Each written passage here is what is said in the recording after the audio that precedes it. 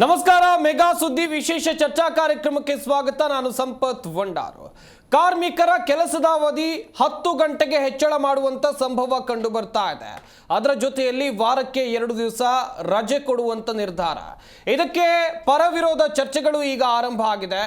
ಈಗ ಇರುವಂತ 9 ಗಂಟೆ 8 ರಿಂದ 9 ಗಂಟೆ ಕೆಲಸದ ಅವಧಿಯೇ ಜಾಸ್ತಿ. ಇದರ ಬಳಿಕ 10 ಗಂಟೆ ಮಾಡಿದ್ರೆ ದಿನವಿಡೀ ಕಚೇರಿ ಅಥವಾ ನಾವು ಕೆಲಸ ಮಾಡ್ತಾನೆ ಇರಬೇಕಾ ಅಂತೇಳಿ ಒಂದಷ್ಟು ಜನ ಕೇಳ್ತಾ ಇದ್ರೆ, ಮತ್ತೊಂದಿಷ್ಟು ಜನ ಹೇಳ್ತಾ ಇದ್ದಾರೆ ಅನಿವಾರ್ಯ 10 ಗಂಟೆ ಕೆಲಸ ಮಾಡೋದು ಎನ್ನುವುದಾಗಿ. ಪರವಿರೋಧ ಚರ್ಚೆಗಳ ಕುರಿತಂತೆ ಮಾಹಿತಿಯನ್ನ ಕೊಡ್ತಾ ಹೋಗ್ತೀವಿ. ಇದೇ ನಮ್ಮ ಚರ್ಚಾ ವಿಷಯ. 10 ಗಂಟೆ ಕೆಲಸ, 2 ದಿನ ರಜೆ.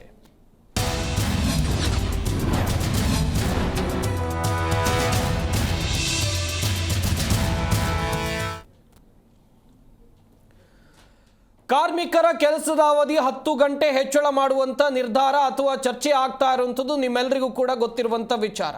10 ಗಂಟೆ ಓರ್ವ ಮನುಷ್ಯ ಕೆಲಸ ಮಾಡಿದ್ರೆ ಏನಾಗಬಹುದು, ಅವನ ಮಾನಸಿಕ ಸ್ಥಿತಿಗತಿ ಏನಾಗಬಹುದು, ಇದ್ರ ಬಗ್ಗೆ ಯಾರಾದರೂ ಆಲೋಚನೆ ಮಾಡಿದಾರಾ? ಹಾಗಾದ್ರೆ ವಾರದಲ್ಲಿ 2 ದಿನ ರಜೆ ಕೊಡುತ್ತಾ ರಾಜ್ಯ ಸರ್ಕಾರ ಕಾನೂನು ತಿದ್ದುಪಡಿಗೆ ಈಗಾಗಲೇ ಗಂಭೀರ ಚಿಂತನೆಯನ್ನ ಮಾಡಿರುವಂಥದ್ದು. ಕೈಗಾರಿಕೆ ಕಾರ್ಮಿಕ ಸಂಘಟನೆಗಳ ಪ್ರತಿನಿಧಿಗಳ ಜೊತೆಯಲ್ಲಿ ಸಭೆಯನ್ನು ಕೂಡ ಮಾಡಲಾಗಿದೆ. ಕಾರ್ಮಿಕ ಇಲಾಖೆ ಅಧಿಕಾರಿಗಳು, ಕಾರ್ಖಾನೆಗಳ ಮಾಲೀಕರು, ವಿವಿಧ ಕಾರ್ಮಿಕ ಸಂಘಟನೆಯ ಸದಸ್ಯರು ಸಭೆಯಲ್ಲಿ ಭಾಗಿಯಿದ್ರು. ನಿತ್ಯ 10 ಗಂಟೆ ಕೆಲಸ ಮಾಡಿದ್ರೆ ಶನಿವಾರ ಭಾನುವಾರ ರಜೆ, ಹಾಗೆಯೇ OT ಸೇರಿ ಅಂತ ಹೇಳಿದ್ರೆ ಓವರ್ ಟೈಮ್ ಸೇರಿ ಗರಿಷ್ಠ ಕೆಲಸದ ಅವಧಿಯನ್ನ 12 ಗಂಟೆಗೆ ಏರಿಕೆ ಮಾಡುವಂತ ಒಂದು ಆಲೋಚನೆಯಲ್ಲಿ ಕಾರ್ಮಿಕ ಇಲಾಖೆ ಬಂದಂತೆ ಕಾಣ್ತಾ ಇದೆ. ಕಾನೂನು ತಿದ್ದುಪಡಿಗೆ ಗಂಭೀರ ಚಿಂತನೆಯನ್ನ ರಾಜ್ಯ ಸರ್ಕಾರ ನಡೆಸಿದೆ ಎನ್ನುವಂಥದ್ದು ಗೊತ್ತಾಗ್ತಾ ಇದೆ. ಕೆಲಸದ ಅವಧಿ 9 ರಿಂದ 10 ಗಂಟೆಗೆ ಹೆಚ್ಚಳ ವಿಚಾರಕ್ಕೆ ಸಂಬಂಧಿಸಿದಂತ ಮಾಹಿತಿ ಇದೆ. ಒಂದ್ ಕಡೆಯಲ್ಲಿ ರಾಜ್ಯ ಸರ್ಕಾರದ ಈ ಪ್ರಸ್ತಾಪಕ್ಕೆ IT ಸೆಕ್ಟರ್ನವರು ಸಂಪೂರ್ಣವಾಗಿ ವಿರೋಧವನ್ನು ವ್ಯಕ್ತಪಡಿಸಿದ್ರೆ, ಹೋಟೆಲ್ ಮಾಲೀಕರ ಸಂಘದಿಂದ ಬೆಂಬಲ ವ್ಯಕ್ತವಾಗಿದೆ. ನಾನು ಆರಂಭದಲ್ಲೇ ಹೇಳ್ತಾ ಇದ್ದೆ, ಪರವಿರೋಧ ಚರ್ಚೆಗಳು ಈ ವಿಚಾರದಲ್ಲಿ ಇದೆ. ಇದೇ ಕಾರಣಕ್ಕೆ ಎನ್ನುವಂಥದ್ದಾಗಿ ಕೆಲಸದ ಅವಧಿಯನ್ನ 12 ಗಂಟೆ ಅಂತ ಹೇಳಿದ್ರೆ ಈಗ ಇರುವಂಥದ್ದು 9, ಇನ್ನುಳಿದಂತೆ ನೋಡ್ತಾ ಹೋಗೋದಾದ್ರೆ 10 ಗಂಟೆ ಗರಿಷ್ಠ ಅವಧಿ ಆದ್ರೆ ಓವರ್ ಟೈಮ್ ಸೇರಿ 12 ಗಂಟೆ ಆಗುತ್ತಾ? ಒಬ್ಬ ಮನುಷ್ಯನಲ್ಲಿ 12 ಗಂಟೆ ಕೆಲಸ ಮಾಡೋಕೆ ಆಗುತ್ತಾ? ದಿನಕ್ಕಿರುವಂಥದ್ದು 24 ಗಂಟೆ, ಅದರಲ್ಲಿ 10 ಗಂಟೆ ಕೆಲಸ, 8 ಗಂಟೆ ನಿದ್ದೆ ಅಂತ ಹೇಳಿದ್ರೆ ಉಳಿದ ಅವಧಿಯಲ್ಲಿ ಏನು ಮಾಡೋದು ಆತನಿಗೊಂದು ಖಾಸಗಿ ಬದುಕಿದೆ. ಯಾರಾದರೂ ಯೋಚನೆ ಮಾಡಿದಾರಾ ಅದರ ಬಗ್ಗೆ? ಈಗಾಗಲೇ ಕಾರ್ಮಿಕರು ಸಾಕಷ್ಟು ಮಾನಸಿಕ ಸಮಸ್ಯೆಗಳನ್ನು ಎದುರಿಸ್ತಾ ಇದ್ದಾರೆ. ಅವರು ಕೆಲಸ ಮಾಡುವಂಥ ಜಾಗದಲ್ಲಿ ಇರಬಹುದು, ಅವ್ರಿಗೆ ಆಗ್ತಾ ಇರುವಂಥ ಕಿರುಕುಳ ಅಥವಾ ಅಲ್ಲಿ ಆಗ್ತಾ ಇರುವಂಥ ಕಷ್ಟ, ಇದ್ರ ಬಗ್ಗೆ ಯಾರಾದರೂ ಪ್ರಶ್ನೆ ಮಾಡಿದ್ದೀರಾ ನೀವು? ಏಕಾಏಕಿ ನಿರ್ಧಾರಕ್ಕೆ ಬರ್ತಾರೆ 10 ಗಂಟೆ ಕೆಲಸದ ಅವಧಿ ಅಂತೇಳಿ.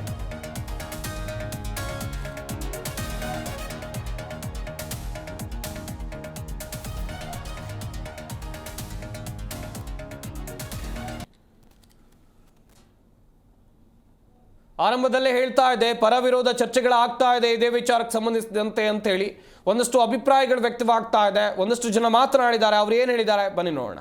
ಹೆಚ್ಚಿಸುವಂಥ ಒಂದು ಅಮೆಂಡ್ಮೆಂಟ್ ಅನ್ನು ಪ್ರಪೋಸ್ ಮಾಡಿ ಶಾಪ್ ಆ್ಯಂಡ್ ಕಮರ್ಷಿಯಲ್ ಎಸ್ಟಾಬ್ಲಿಷ್ಮೆಂಟ್ ಆ್ಯಕ್ಟಲ್ಲಿ ಯಾವುದು IT ಮತ್ತು IT ಸೆಕ್ಟರ್ ಎಲ್ಲ ಅಪ್ಲಿಕೇಬಲ್ ಆಗುವಂಥ ಆ್ಯಕ್ಟ್ ಏನಿದೆ, ಸೊ ಇದರಲ್ಲಿ ಇದು ಹೆಚ್ಚುವರಿ ಕೆಲಸದ ಸಮಯವನ್ನು 12 ಗಂಟೆಗೆ ಹೆಚ್ಚುಪಡಿಸಿ. ಈಗಾಗಲೇ ಇದು ಕರ್ನಾಟಕ IT ಎಂಪ್ಲಾಯೀಸ್ ಯೂನಿಯನ್ ಇದು ಈಗಾಗಲೇ ಇರುವಂಥ ವರ್ಕಿಂಗ್ ಅವರ್ಸಿನ ಇಶ್ಯೂ ಅಥವಾ ಎಕ್ಸ್ಟೆಂಡ್ ವರ್ಕಿಂಗ್ ಅವರ್ಸಿನ ಇಶ್ಯೂವನ್ನು ಆಲ್ರೆಡಿ ಹೈಲೈಟ್ ಮಾಡಿದೆ. ಈಗಾಗಲೇ IT ಮತ್ತು IT ಎಂಪ್ಲಾಯೀಸ್ಗಳಲ್ಲಿ ಇದು ಸಾವು ಮತ್ತು ಸೂಸೈಡ್ಗಳಂಥ ಪ್ರಕರಣಗಳು ಕಂಡುಬರ್ತಿದೆ. ಈ ಕಳೆದ ತಿಂಗಳಷ್ಟೇ ಓಲಾದಲ್ಲಿ ಕೆಲಸ ಮಾಡುವ ಒಂದು ಎಂಪ್ಲಾಯಿ ಎಕ್ಸೆಸಿವ್ ವರ್ಕ್ ಪ್ರೆಷರ್ ಮತ್ತು ಇದು ವರ್ಕಿಂಗ್ ಅವರ್ಸ್ ಇಶ್ಯೂ ಬಂಧಪಟ್ಟು ಇದು ತಡೆಯಲಾಗದ ಸೂಸೈಡನ್ನು ಮಾಡಿಕೊಂಡಿದ್ದಾರೆ. ಸೊ ಇದಲ್ಲದೆ ಇದು ಅನ್ನಪರೆಲ್ ಅಂತ EY ಎಂಪ್ಲಾಯಿಯ ಕೇಸು ನಮ್ಗೆ ಗೊತ್ತಿದೆ. ಇದು working hours excessive working hours ಆಗಿ ಇದಂಥ ಹೆಲ್ತ್ ಕಂಡೀಷನಲ್ಲಿ ತೀರೋದಂಥ ಇಶ್ಯೂ ಕಂಡುಬರ್ತದೆ. ಈ ಸಮಯದಲ್ಲಿ ಗೌರ್ಮೆಂಟ್ ಆಫ್ ಕರ್ನಾಟಕ ತೆಗೆಯುತ್ತಿರೋ ನೀತಿ ಏನಿದೆ ಶಕ್ತವಾಗಿ ಖಂಡನೀಯವಾಗಿದೆ. ಇದು ಇಂದು ಕರೆದಂಥ ಟ್ರೈಪಾರ್ಟೇಟ್ ಮೀಟಿಂಗಲ್ಲಿ ಈ ವರ್ಕಿಂಗ್ ಅವರ್ಸ್ ಇನ್ಕ್ರೀಸ್ ಮಾಡುವ ಈ ಅಮೆಂಡ್ಮೆಂಟನ್ನು ಶಕ್ತವಾಗಿ ಎದುರಿಸಿದೆ ಮತ್ತು ಇದನ್ನು ಈ ನಡೆಯಲ್ಲಿ ಮುಂದುವರಿಸಿದರೆ ಇದು ಯೂನಿಯನ್ ಹೋರಾಟಕ್ಕೆ ಹಿಡಿದು ಅತಿ ಹೆಚ್ಚು ಇದು ದುಡಿಯುವ ಕಾರ್ಮಿಕರನ್ನು ಮತ್ತು ಇದು IT ಎಂಪ್ಲಾಯೀಸನ್ನು ಒಗ್ಗೂಡಿಸಿ ಅತಿ ದೊಡ್ಡ ಇದು ಹೋರಾಟಕ್ಕೆ ಇಳಿಯುತ್ತದೆ ಅಂತ ಹೇಳುವಂತೆ ಎಚ್ಚರಿಕೆ ಕೊಟ್ಟಿದೆ. 9 ಗಂಟೆ ರೆಗ್ಯುಲರ್ ಇದ್ದಾಗಿಂದ ಇವಾಗ 10 ಗಂಟೆ ಅಂತ ಮಾಡಬೇಕು ಅಂತ ಹೋಗ್ತಾ ಇದ್ದಾರೆ. ಅಫ್ಕೋರ್ಸ್ ಅವ್ರವ್ರದ್ದು ಪ್ರಕಾರ ಒಂದೊಂದು ಪ್ರಾಫಿಟ್ಸು ಇದೆ, ಅದರಲ್ಲಿ ಪ್ರೋಸು ಇದೆ, ಕಾನ್ಸು ಇದೆ. ಪ್ರೋಸು ಎಸ್, ವರ್ಕ್ ಫೋರ್ಸಲ್ಲಿ ಜಾಸ್ತಿ ಕೆಲಸ ಆಗುತ್ತೆ, ಬೇಗ ಇದಾಗುತ್ತೆ, that is economy will grow, everything will be better, government will get better, they are talking about all this. But in reality cons ಏನಿದೆ, ಎಂಪ್ಲಾಯೀಸ್ನ ನೀವು ನೋಡ್ಕೋಬೇಕಾಗುತ್ತೆ. ಎಂಪ್ಲಾಯೀಸ್ ಫಸ್ಟು ಕೆಲಸ ಇದ್ರೆ, ಕಾರ್ಮಿಕರು ಇದ್ರೇನೆ ಕೆಲಸ ಆಗೋದು ಅನ್ನೋ ಮೈಂಡ್ ಸೆಟ್ ಇರಬೇಕು. ಮೊದಲೆಲ್ಲ ಇತ್ತು ಹೆಂಗೆ, ಲೇಬರ್ ಫೋರ್ಸ್ಗೆ ಅಷ್ಟು ಇಂಪಾರ್ಟೆನ್ಸ್ ಇರೋದು, ಲೇಬರ್ ಫೋರ್ಸ್ ಏನಾದ್ರು ಒಂಚೂರು ಎತ್ತಿ ಹಿಡಿದ್ರೆ ಅಲ್ಗಾಡಿಸೋ ತಾಕತ್ತಿತ್ತು. ಇವಾಗ labour force is more segregated. ಆಮೇಲೆ ಎಲ್ಲ ಡಿಫ್ರೆಂಟ್ ವೆರೈಟಿ ಅವ್ರ ಜನರು ಇದ್ದಾರೆ. ಅದರಲ್ಲಿ ಈ IT ಎಂಪ್ಲಾಯೀಸ್ ಇವಾಗ ಜಾಸ್ತಿ ತಲೆನೋವಾಗಿರೋದು ಏನು ಅಂದರೆ 9 ರಿಂದ 10 ಗಂಟೆ ಮಾಡ್ತಾ ಇದ್ದಾರೆ ಏನು ವರ್ಕ್ ಫೋರ್ಸ್ನ. ಪ್ಲಸ್ ಓವರ್ ಟೈಮ್ನ 10 ಅವರ್ ಇದ್ದಿದ್ದು 12 ಅವರ್ ಮಾಡ್ತಾ ಇದ್ದಾರೆ. That means a company can get a work done from one employee almost, that is standard 48 hours per week you are suppose to work ಅನ್ನೋದನ್ನ ಗಮನಿಸ್ತಾ ಇರ್ಬೋದು ವೀಕ್ಷಕರೇ, ಯಾವ ರೀತಿಯಾದಂಥ ಅಭಿಪ್ರಾಯಗಳು ವ್ಯಕ್ತವಾಗ್ತಾ ಇದೆ ಈ 10 ಗಂಟೆ ಕೆಲಸದ ಅವಧಿ ವಿಚಾರಕ್ಕೆ ಎನ್ನುವಂಥ ವಿಚಾರಕ್ಕೆ ಸಂಬಂಧಿಸಿದಂತೆ. ಒಂದಷ್ಟು ಪರವಿರೋಧ ಚರ್ಚೆಗಳು ಖಂಡಿತವಾಗ್ಲೂ ಇದೆ. ಆದರೆ 10 ಗಂಟೆ ಕೆಲಸ ಮಾಡಿದರೆ ಒಬ್ಬ ವ್ಯಕ್ತಿಯ ಕಥೆ ಏನಾಗಬೇಕು, ನೀವು ಸ್ವಲ್ಪ ಯೋಚನೆ ಮಾಡಬೇಕಾಗತ್ತೆ. ಚರ್ಚೆಯನ್ನು ಮಾಡ್ತಾ ಹೋಗೋಣ. ನಮ್ಮ ಸ್ಟುಡಿಯೋದಲ್ಲಿ ಅತಿಥಿಗಳು ಕೂಡ ಜಾಯ್ನ್ ಆಗಿದ್ದಾರೆ, ಅವ್ರನ್ನು ಕೂಡ ಈ ಕಾರ್ಯಕ್ರಮಕ್ಕೆ ವೆಲ್ಕಮ್ ಮಾಡ್ಕೊಳ್ತಾ ಹೋಗೋಣ. ಮೊದಲನೇದಾಗಿ ಮನಃಶಾಸ್ತ್ರಜ್ಞ ಆಗಿರುವಂಥ ನಯನ ಪ್ರಸಾದ್ ಅವರು ನಮ್ಮ ಈ ಕಾರ್ಯಕ್ರಮದಲ್ಲಿದ್ದಾರೆ. ಮೇಡಮ್ ನಮಸ್ಕಾರ, ಕಾರ್ಯಕ್ರಮಕ್ಕೆ ಸ್ವಾಗತ. ಹಾಗೆಯೇ ಡಾಕ್ಟರ್ ರವಿ ಶೆಟ್ಟಿ ಬೈಂದೂರು, ರಾಜ್ಯಾಧ್ಯಕ್ಷರು ಕಾರ್ಮಿಕ ಪರಿಷತ್ನಿಂದ ಇದ್ದಾರೆ. ಸರ್ ನಮಸ್ಕಾರ, ಕಾರ್ಯಕ್ರಮಕ್ಕೆ ಸ್ವಾಗತ. ಹುಡಿಚಿನಿ ರಾಷ್ಟ್ರೀಯ ಅಧ್ಯಕ್ಷರು ಭಾರತೀಯ ಸೇವಾ ಸಮಿತಿ, ಇವರು ಕೂಡ ನಮ್ಮ ಈ ಕಾರ್ಯಕ್ರಮದಲ್ಲಿದ್ದಾರೆ. ಸರ್ ನಮಸ್ಕಾರ, ಕಾರ್ಯಕ್ರಮಕ್ಕೆ ಸ್ವಾಗತ. ಹಾಗೆಯೇ ಕಟ್ಟಡ ನಿರ್ಮಾಣ ಅಸಂಘಟಿತ ಕಾರ್ಮಿಕ ಒಕ್ಕೂಟದ ರಾಜ್ಯಾಧ್ಯಕ್ಷರಾಗಿರುವಂಥ ದೇವರಾಜ್ ಅವರು ನಮ್ಮ ಈ ಕಾರ್ಯಕ್ರಮದಲ್ಲಿದ್ದಾರೆ. ನಮಸ್ಕಾರ ಸರ್, ಕಾರ್ಯಕ್ರಮಕ್ಕೆ ಸ್ವಾಗತ. ಹಾಗೆಯೇ ಸುಹಾಸ್ ಅಡಿಗ, ರಾಜ್ಯ IT ಹಾಗೆಯೇ ITS ನೌಕರರ ಸಂಘದ ಪ್ರಧಾನ ಕಾರ್ಯದರ್ಶಿಗಳು ಕೂಡ ನಮ್ಮ ಈ ಕಾರ್ಯಕ್ರಮದಲ್ಲಿದ್ದಾರೆ. ಸರ್ ನಮಸ್ಕಾರ, ಕಾರ್ಯಕ್ರಮಕ್ಕೆ ಸ್ವಾಗತ. ದೇವರಾಜ್ ಅವರಿಂದಲೇ ಈ ಕಾರ್ಯಕ್ರಮವನ್ನು ಪ್ರಾರಂಭಿಸೋಣ. ಸರ್, ಒಂದಷ್ಟು ಪರವಿರೋಧ ಚರ್ಚೆಗಳನ್ನು ನೀವು ಕೂಡ ಗಮನಿಸಿದ್ರಿ. ಒಂದು ಕಡೆಯಲ್ಲಿ ಈಗ ಇರುವಂಥ 9 ಗಂಟೆ ಕೆಲಸದ ಅವಧಿ, ಇದರಲ್ಲೇ ಮಾನಸಿಕ ನೆಮ್ಮದಿ ಮನುಷ್ಯನಿಗೆ ಸಿಗ್ತಾ ಇಲ್ಲ. ಇನ್ನು 10 ಗಂಟೆ ಮಾಡಿದರೆ ಹೇಗೆ ಸರ್, ನಿಮ್ಮ ಅಭಿಪ್ರಾಯ ಏನು? ಫಸ್ಟ್ನೇದಾಗಿ ಸರ್ಕಾರ ಇಂಥ ನಿರ್ಧಾರ ತಗೊಳ್ಳೋದು ಭಾಳ ತಪ್ಪು. ಓಕೆ. ಏಕಂತಂದರೆ ಬಹುತೇಕ ನಮ್ಮಲ್ಲಿ ಕಾರ್ಮಿಕರಿಗೆ ಈಗ ಆಗ್ತಕ್ಕಂಥ ಒಂದು ಅನ್ಯಾಯ, ಇವತ್ತು ಓವರ್ ಟೈಮ್ ಇವತ್ತು ಕೆಲಸ ಮಾಡ್ಬೇಕಂತಂದರೆ 3 ಟೈಮಲ್ಲಿ ಕೆಲಸ ಮಾಡೋಂಥ 3 ಬ್ಯಾಚ್ ಇತ್ತು. ಓಕೆ.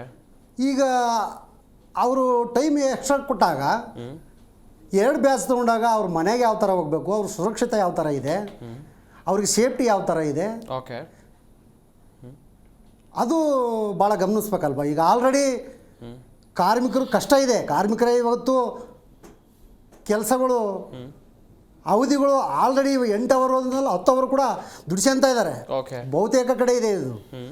ಆದರೂ ಕೂಡ ಇವರು ಎಕ್ಸ್ಟ್ರಾ ಮಾಡಿದರೆ ಇನ್ನು ಅಲ್ಲಿಗೆ 14 ಅವರ್ಗೆ ಹೋಗ್ತಾರೆ ಇವರು. Okay okay. ಆಗ ಅದೊಂದು ದೊಡ್ಡ ಪರಿಸ್ಥಿತಿ ಎದುರಿಸ್ಬೇಕಾಗತ್ತೆ.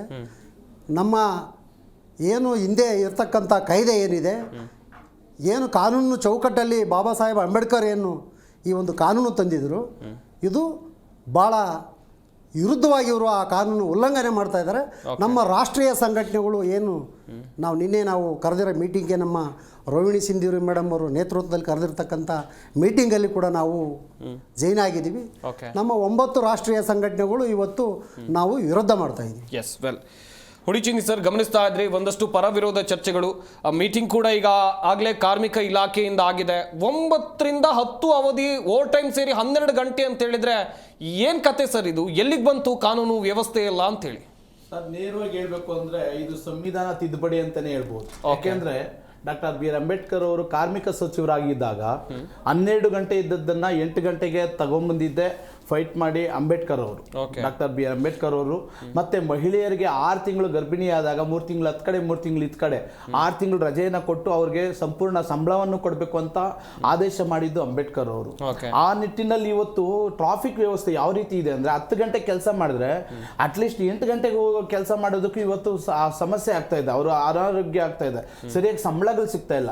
ಇವತ್ತು ಒಂದು ಬಾಡಿಗೆ ಮನೆ ರೇಟ್ ಬಂದ್ಬಿಟ್ಟು 13ರಿಂದ ಒಂದು ಸಿಂಗಲ್ ಬೆಡ್ರೂಮ್ 13-14 ಸಾವಿರ ಇದೆ, ಅವ್ರಿಗೆ 15 ಸಾವಿರ ಸಂಬಳ ಕೊಡ್ತಾ ಇದ್ದಾರೆ. 15 ವರ್ಷ ಸರ್ವಿಸ್ ಆಗಿದ್ರು ಇವತ್ತು ಕೆಲವು ಕಡೆ ಮಣಿಪಾಲಲ್ಲಿ ಅಲ್ಲೆಲ್ಲ 15 ವರ್ಷ ಕೆಲಸ ಮಾಡಿದ್ದಾರೆ, ಅವ್ರಿಗೆ 15 ಸಾವಿರ ಸಂಬಳ ಕೊಡ್ತಾ ಇದ್ದಾರೆ. ಅವ್ರು ಯಾವ ರೀತಿ ಬದುಕಬೇಕು ಅನ್ನೋದು ಪ್ರಶ್ನೆ ಆಗಿದೆ. ಇನ್ನು 10 ಗಂಟೆ ಮಾಡಿಬಿಟ್ರೆ ಅವ್ರು ಯಾವ ರೀತಿ ಅವರು ಆರೋಗ್ಯ ಯಾವ ರೀತಿ ಆಗ್ಬೋದು. ಮತ್ತೆ ಈ ಟ್ರಾಫಿಕ್ ಸಮಸ್ಯೆಯಲ್ಲಿ ಇನ್ನೂ 2 ಗಂಟೆ ಹೋಗೋದಕ್ಕೆ 2 ಗಂಟೆ ಬರೋದಕ್ಕಾದ್ರೆ ಅವ್ರು ಹೆಂಗೆ ಅವ್ರ ಜೀವನ ಕಳಿಯಕ್ಕಾಗುತ್ತೆ, ಮಕ್ಕಳು ಮರಿ ಸಂಸಾರನ ಹೆಂಗ್ ಸಾಕ್ಸಕ್ಕಾಗುತ್ತೆ. ಜೊತೆಗೆ ನಾವು ನೇರವಾಗಿ ವಿರೋಧ ಮಾಡ್ತೀವಿ.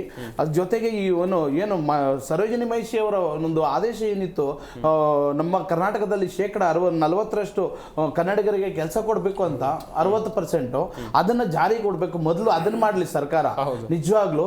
ಮತ್ತೆ ಇಲ್ಲಿ ಬಂದ್ಬಿಟ್ಟು ನೇಪಾಳದಲ್ಲಿ ಸರ್ ಇವತ್ತು ನೋಟಿನ ಬೆಲೆ 5ರಷ್ಟು ಜಾಸ್ತಿ ಇದೆ. ಇಲ್ಲಿ ದುಡಿತಾ ಇದ್ದಾರೆ, ಅವ್ರು ದುಡಿಯಕ್ ಬಂದಿದ್ರೆ ಅವ್ರಿಗೆ ಕೆಲಸ ಕೊಡ್ತಾ ಇದ್ದಾರೆ. ಕನ್ನಡಿಗರಿಗೆ ಇಲ್ಲಿ ನಮ್ಮ ಕನ್ನಡಿಗರಿಗೆ ಕೆಲಸಕ್ಕೆ ಸಿಗ್ತಾ ಇಲ್ಲ, ನಮ್ಮ ವಂಚಿತರಾಗ್ತಾ ಇದ್ದಾರೆ ಕನ್ನಡಿಗರು. ಆದ್ರಿಂದ ನಾವು ನೇರವಾಗಿ ಅವ್ರಿಗೆ ಅದನ್ನ ವಿರೋಧ ಮಾಡ್ತೀವಿ ಸರ್. ಮಾಡಿದ್ರು 10 ಗಂಟೆ ಇವಾಗ 8 ಗಂಟೆ ಕೆಲಸ ಮಾಡ್ತಾರೆ, 2 ಅವರ್ ಓಟಿ ಅಂತ ಮಾಡ್ತಾರೆ ಕಷ್ಟಕ್ಕೆ, ಅದರಲ್ಲಿ ಸಂಬಳ ಎಕ್ಸ್ಟ್ರಾ ಸಿಗುತ್ತೆ ಅಂತ. ಅದನ್ನ ಇವಾಗ ಅದನ್ನ ಫಿಕ್ಸ್ ಮಾಡ್ಬಿಟ್ರೆ 10 ಅವರ್ ಅಂದ್ಬಿಟ್ರೆ ಸಂಬಳ ಅದಕ್ಕೆ ಫಿಕ್ಸ್ ಮಾಡ್ಬಿಡ್ತಾರೆ. 15 ಸಾವಿರನೇ ಕೊಡಕ್ಕಾಗುತ್ತೆ, 2 ಅವರ್ ಜಾಸ್ತಿ ಮಾಡಿ ಅಂದಾಗ ಅವ್ರ ಪರಿಸ್ಥಿತಿ ಯಾವ ರೀತಿ ಆಗುತ್ತೆ, ಅವ್ರ ಜೀವನ ಹೆಂಗ್ ನಡೆಯುತ್ತೆ ಅನ್ನೋದು ಪ್ರಶ್ನೆ ಆಗಿದೆ ಸರ್. ಎಸ್ ಶೆಟ್ರೆ, ಇನ್ನೊಂದು ಕಡೆಯಲ್ಲಿ 24 ಗಂಟೆ ದಿನದ 24 ಗಂಟೆಯಲ್ಲಿ 12 ಗಂಟೆ ಕೆಲಸ ಅಂತ ಹೇಳಿದ್ರೆ 8 ಗಂಟೆ ನಿದ್ದೆ ಅಂತ ಹೇಳಿದ್ರೆ ಉಳಿದ 4 ಗಂಟೆಯಲ್ಲಿ ಏನ್ ಮಾಡೋದು ಮನುಷ್ಯ?